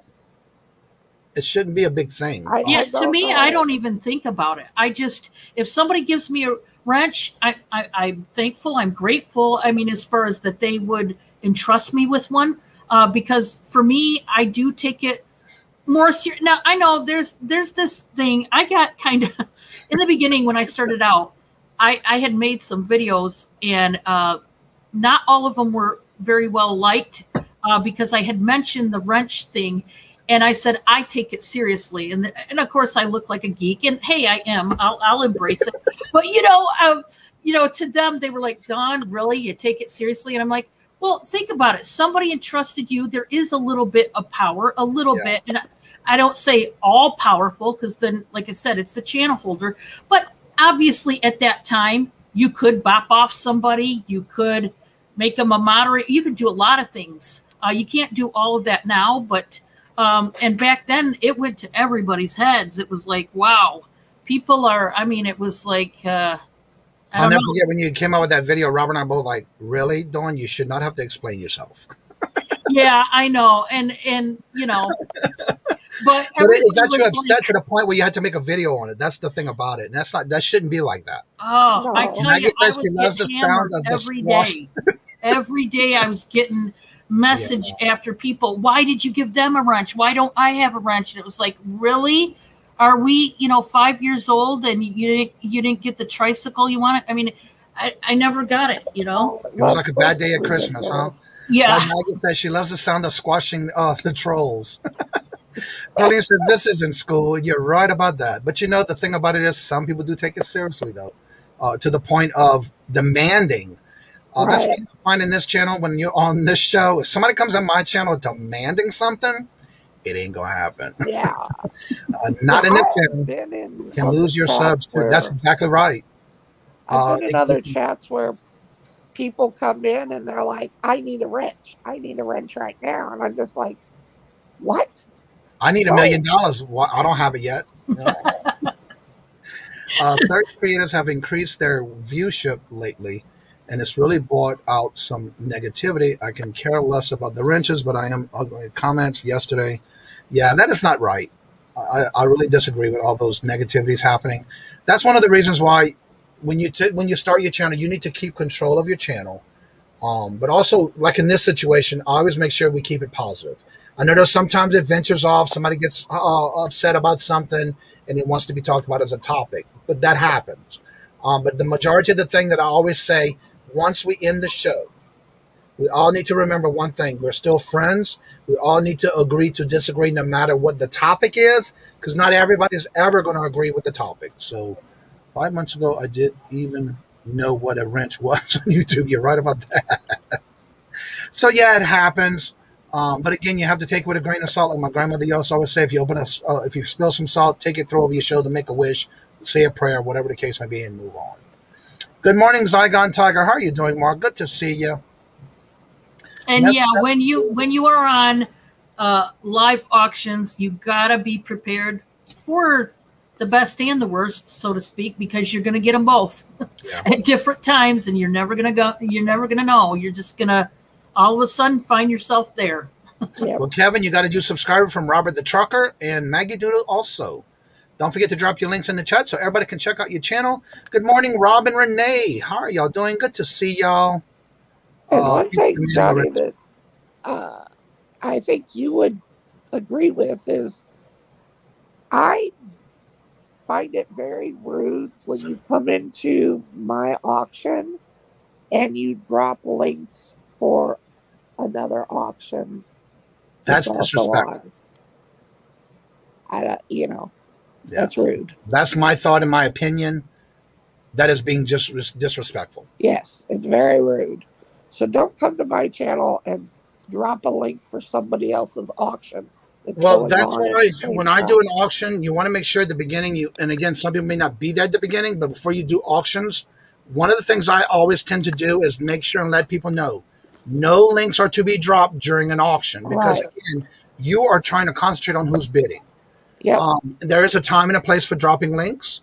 If you are able to do that in your channel, you let them do it either before you get started, while you're introducing everybody and all that good stuff, and at the end, just like I do bingo. I don't allow dropping links during bingo, when I do an auction, or when I'm doing the holla dollar. There is a time and a place I do allow it, but you have to respect that person's channel by not dropping links for someone else who's got an auction that's coming on at the same time you're on, or within the same time frame or whatever the case may be. That to me is rude. It is. It is very rude. And like Johnny said, we as the reseller, we got to be watching the chat for those bids. And if it's getting all trolled and gummed up, and because it is a type of a troll. Yeah, it's a troll that we know, but you are trolling up the chat when you're putting in links or, hey, please, I'm getting ready in 20 minutes to do my auction. Please come over and hang out with me when you're on somebody's channel. It's like, especially when it's an auction. Yes. I'm like, you know. Now, this is a good question that Net says, where do you learn how to use a wrench? I was in a live and I was the only one with the wrench because it was early and I didn't know how to remove a troll. I don't know. Is there any videos? I guess I have to be another video coming out soon on how to. No, I don't know. I mean, I think that that's up to the person doing the auction either. I don't think you should, just because you have a wrench, you should start removing people that you think are trolls. No. Right. No. All right. I have a list somewhere. I'm going to add it to my list. Yeah. You have to, if I'm doing an auction and I see a troll and I say, somebody with a blue wrench, get rid of that person. That's one thing. but you don't just go start removing people because you think that they're trolls or whatever. Yeah, and I always used to, and this is another way that I always said I was a kind of a geek when it came to the wrench thing. I back in the day, and you guys probably know, I mean, it was just, when I say back in the day, I mean as of last year. Right. When you had a wrench, you could literally do anything. You could remove people. You could make them, I mean, anything. You had just as much power as the channel holder. You don't now, but you did then. Yeah, I heard about that. And people were getting really into bashing. They'd come on there, oh, I can't wait to bash a troll. And you got a point, Laura. You don't always know what a troll is. And if you just go, removing people, right, you could potentially be removing a customer, and that would really hurt your channel holder who you're moderating for. And also you can lose a subscription that way if they've been watching your channel for a while too. Right. Yes. I always used to privately hit them up on an email, or if I had their Facebook or whatever, and say, okay, you made me a mod and I thank you very much. What would you like me to do, and what would you not like me to do? And yeah, it sounds geekish, and like I said, I admit I'm kind of a geek about it. But I tell you what, I got more headway that way by asking people, hey, what do you want? Do you want me to just be silent, not do anything? Sure, I'll do it. And because everybody's different. Johnny, for example, may want me to bop off trolls. Laura, however, may want me to just be silent and just basically be the color blue, and I'm beautiful in blue, and that's it. I mean, it just depends on the person. And so you don't know. And if you don't know, my suggestion, ask them, email them and say, hey, you gave me a wrench. I appreciate it. Is there anything in particular you would like me to do or not? Just let me know so that I don't do nothing wrong to disrespect you in your chat. Yeah. You're right about that. Patrick says, what about the deck for the Hala Dollar? What's on deck? I thought I posted it last week, but I guess I didn't. But if I did, I will go ahead and update it again today before, after the show's over. I'll go back and repost the 2 brackets. But I'll check and make sure. I thought I posted it on the group page on our Facebook group, but if I didn't, I'll go back and check it. And for those who don't know, I do have a group that we can use. Anyone can go in and post on YouTube content on the Facebook side. This is the link I just put in the chat for that group. You're more than welcome to join it. You can always post your shows when they're coming up. Let's see, never going live, it never fails. You always get something. Yeah, and it's true. But you can always join the group and also drop your links to any items. Whether you're doing a live or pre-recorded, you can drop them there. I do get notifications every time something drops. So I do ask that you keep it in a positive attitude when dropping those type of links in that group, because I can and will delete or remove a post. But knock on wood, so far I have not had to do that. So it is open to everyone. You do not have to sit there and ask questions, and you don't have to get it pre-approved. It's automatic. So you're welcome to do that as well. There's the link. We're all guests on each channel. You definitely should show some etiquette. Be respectful to the host at all times in promotion. And that is correct. Each channel is different. And again, like I saw somebody make a comment earlier about dropping links. I try to make sure that when we drop links in this platform that we're on right now, usually it's those who are in the chat, or if we happen to bring up a particular channel. Usually either Jennifer or James or whoever can drop a link. But I've seen in the past where some people come in and just drop links and leave. To me, that is completely disrespectful to that person, excluding this channel, including this channel. I've seen it happen many times where they drop a link and leave. That was called one day, somebody called it, I think, a drive-by link dropper or something like that. Yeah. That's what it looked like. Yeah, you're right. So again, we try to make sure that it's the people in the chat, or if you're on someone's channel, you in the chat, and you're on someone else's channel for a guest, like I will be this week, then I can see dropping the links for that. Yes. Like this week I will be, believe it or not, I was asked and I said yes. I had to watch, I've been watching every week their show. It's been very nice and funny. So I said yes, and there's the link to the channel I'm going to be on is Chuck's Backroad Bitter. This Thursday night. So yeah. It's going to be different. It's cool. Yeah. So I'm trying to, if somebody asks me, I don't mind saying yes, depending on what it is and what time it is. So I'm usually not up that late. So yeah. Johnny goes to bed early. I'm sorry, what? I said Johnny goes to bed early. Usually, yeah. Yeah. But I do get up early enough to get a lot of work done too. So yeah, I will never do that. Do. Oh, yeah. And again, you have to be respectful to any channel you're on, no matter who it is. I never use my wrench in timeouts, removal blocks. Yeah. I don't either. I just basically try to keep the peace no matter where you're at and be respectful for the channel you're on. My first warning for trolls: delete the message to put in the chat. If they do it again, timeout. Yeah. And you got to be very careful in each channel, because then again, I've seen to where somebody had all trolls, you know, the whole channel, the whole chat was filled. And again, you just never know when it happens. So you have to be ready. And one thing I have to say about this channel, with all the ones that are in the group, I've had a lot of trolls come in. They usually say when you get trolls on your channel, that means you've made it. But I guarantee you, there's a lot of them that's been in this channel that's got on it immediately when they started doing that. So you can definitely tell when they come in and they don't have a blue wrench. That's what I always tell new people that start out reselling. Once they get their first troll, I like congratulate them. Yeah, you made it. Exactly. Yeah, you're right about that. And then Maggie don't let it discourage you guys. When you get a troll, whatever you do, don't let it discourage you. No. It simply means you're being seen. You're being seen. You're out there. Maggie says she wished they would make them in pink. She said, I look so much better in pink. I would rather question and have being respectful and yeah, you're right about that. And not everybody looks at it that way, though. I've seen it many a times. People getting really upset because they don't have a wrench. I can care less. To be honest with you, you know, it's out of respect for the channel, you know. You have to do what they want. In auctions, are you responsible for paying sales tax? That is something you have to take up with your state. Each state is different. I know when you go through PayPal, usually they charge if it's a state that charges. So you may want to look at that as well for the state you're in. It all depends. Let's see. Paul says, where did he go? I'm that far behind. Usually I'm never that far behind. Lord Jesus.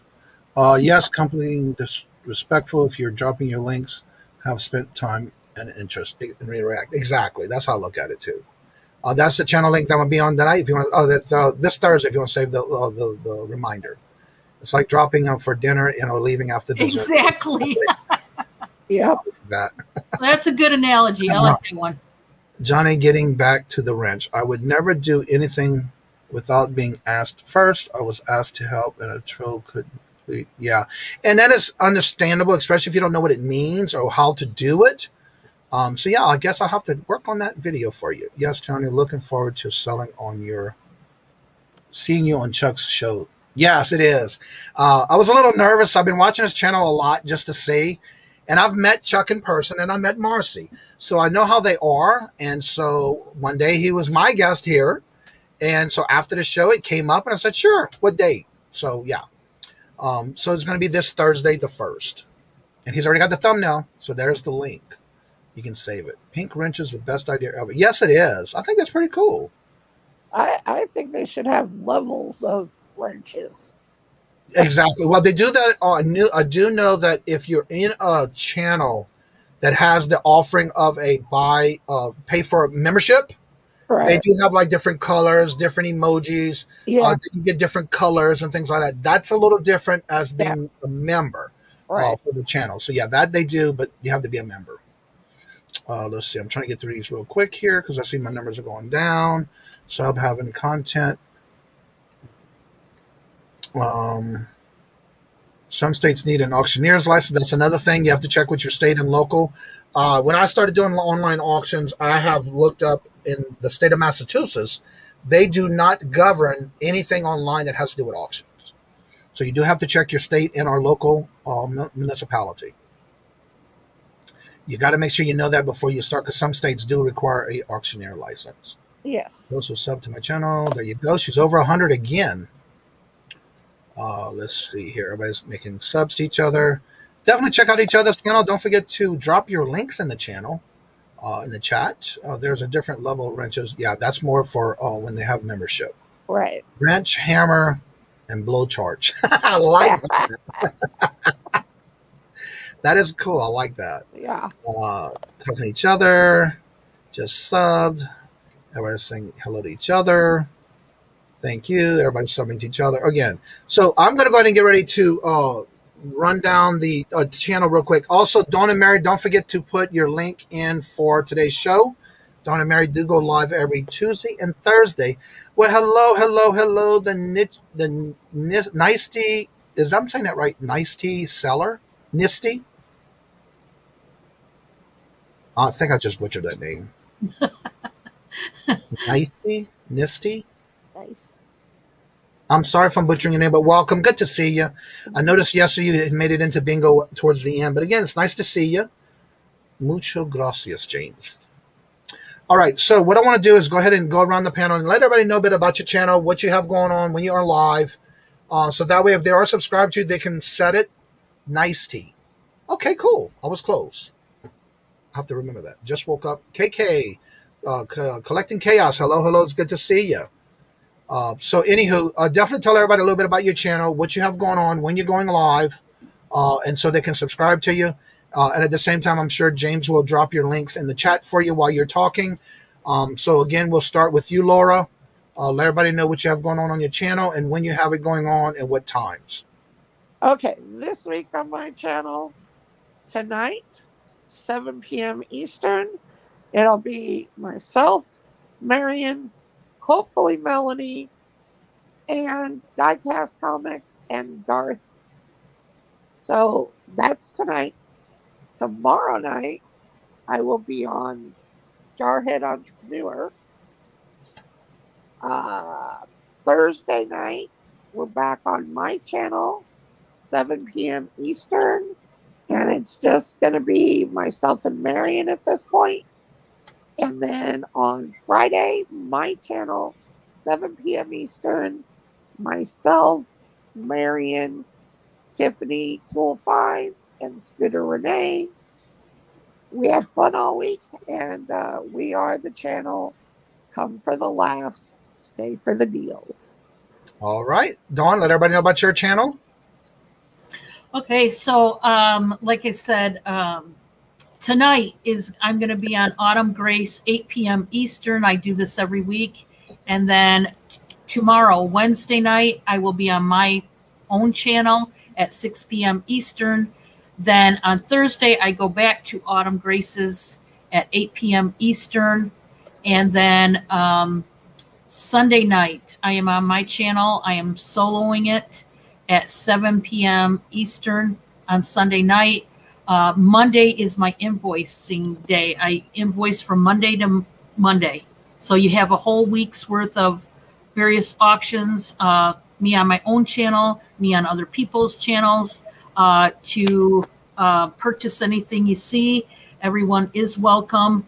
And I do sell a variety of items. Like I said, from clothing to hard goods to jewelry to soap to health and beauty and everything in between.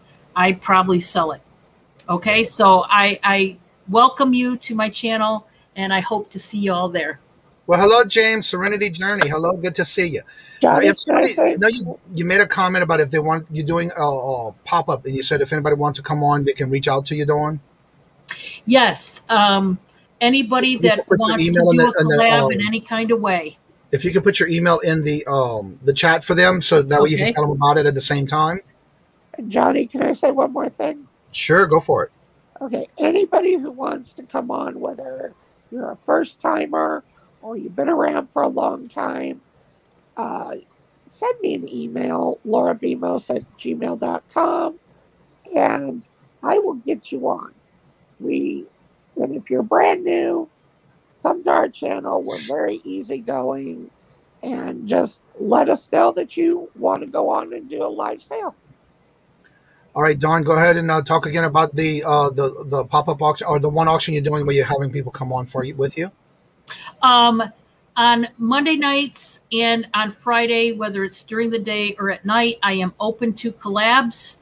with other people, whether it be on my channel or on yours. My email is right there in the chat. It is trbl5@yahoo. Please make sure you put in a lowercase l in front of that 5. It is not a number 1. TRBL, as you can assume, stands for trouble, don't it? My middle name. There you go. It's That's easy. how I remember that. A lot of people tell me, they call me, hey, Trouble. And I'm like, well, let's make it legit, shall we? There you go. So there it is. It's legit right there. I want to say real quick, Cherry Picker, hello, Veronica. How are you doing? Good to see you.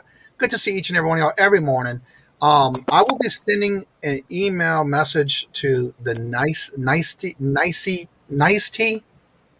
what the hell she said that again? Nice tea. Yep. Nice tea. I have a question for you that I'm going to ask it for you, and I'm going to send you an Instagram if you're on Instagram. So yeah, I'll send you a message today. I want to ask you a question. So yeah, it's good to see each and every one of y'all again. Thank y'all for coming. Again, don't forget to drop your links in the chat. Also, don't forget today at 3 p.m. Eastern is the Holla Dollar Money in Motion. We are still in round 4. And then again, we are in the competition round. So if you haven't checked it out, come and check it out. I do have a video on how that works. If you haven't checked it out, it is in my descriptions. It is in my links to all video links. It is under the Holla Dollar. You're more than welcome to check that out. Also, don't forget tomorrow, every Wednesday, we do the Hump Day auction. That's at 3 p.m. Eastern. It's always actually, let me back up. Today at 3 p.m. Eastern, my co-host is always with Dawn, the Two Hip Chicks. And then on Wednesdays, my co-host is Miss Nancy, the Miss Ivy Vintage Market. And then we have Miss Debbie, Debbie and Max Go Thrifting, and Anthony from Pittsburgh. So therefore, you can also come check that out. Everybody does their own way of invoicing, and we talk about that throughout the show. Also, I do now and then I will be doing more. When I come back from vacation next week, I'll be starting this Friday all the way to the following Saturday. We're coming back Saturday and driving back and getting back home Sunday. So I will be out of town, so there won't be no evening shows next week. But I will be still doing the morning shows for about 30 minutes to 45 minutes while we get ourselves together for things we'll do meetups with. I already have a lined up on a meetup on that Sunday for the 4th of July. We're going to be actually going to a town that has a big antique thing in the middle of the town. So we'll be doing that and doing a meetup. Before I say who it is, I definitely want to confirm it. But that's going to be what I'll be doing. And then when I come back, I do pop-ups. And with the pop-ups, anyone is welcome to come in. You can sell your items, and we basically rotate how you come in the channel for those auctions. So everyone is always welcome for that as well. Don't forget that the description bar below is Dawn's information if you missed it in the chat. Her information is in the description bar if you have not, and you come back and rewatch the show. Make sure you go check her out. She's trying to get to 400. Let's see your total so far. 366 is where you at, Dawn. Awesome. Thank you so much, everybody. So please make sure you check out Dawn's channel. Also, BMOS does her auctions and check out her channel. And again, make sure you drop your links before we leave. Anyone and everyone before we do end, just to remind you, you can drop your links in the chat because the chat does go up with the video when it goes live. Don't forget to make a comment, because if you're first to make a comment in the morning show or any live that I do or any video, you get a pie point. If you're first to comment when it goes live on the channel, you get a pie point. And in this Thursday, this is the first, and I'll be doing the drawings for 4 different flavors of 12-count box of moon pies. And that's how that works. Getting back to YouTube, got discouraged after a huge mistake. Going to quit, but not giving up. That is awesome, Veronica. That's it. Don't quit. Don't quit whatever you do. Keep going. This way, if somebody puts you down, the only thing you can do is come back up. Also show that you have the strength to, and again, a lot of times people say this, and I hear it all the time, you have to have a thick skin. No, you just have to stand up for yourself. Don't let anybody take you down. No one take your, how do you say that? Don't take your thunder. Just be yourself. Always be yourself, and take control of who you want to be on your channel. It is your channel, and it's your right. So I've seen it a lot of people that do quit, but it's whatever you can do for you. And we all make mistakes. It's just how you learn from it and move on and make it stronger for you. So I was an eBay mistake. Oh, eBay mistake. YouTube is awesome. Okay, I understand now. So yeah, with that being said, again, remember you can always come on in after the show. We do a little talking behind the scenes and get to know the guest if you want. Dawn, hopefully you can stay for a little bit after the show so we can talk a little bit more. So if you want to come on, the link is going to be at the top of the chat. You're more than welcome to come on after the show ends. And any final words before we leave? Well, I always say this when I leave my auction, so I'll say it to y'all. Be kind. Because you never, ever know whether you're entertaining an angel. That's right. You're right about that. All right, everyone. But like I said before, in each and every show, love always. Love is always free. Please be kind to one another until we meet into another chat. Have a fabulous and blessed day. And until we do meet into another chat later, and peace out. Bye.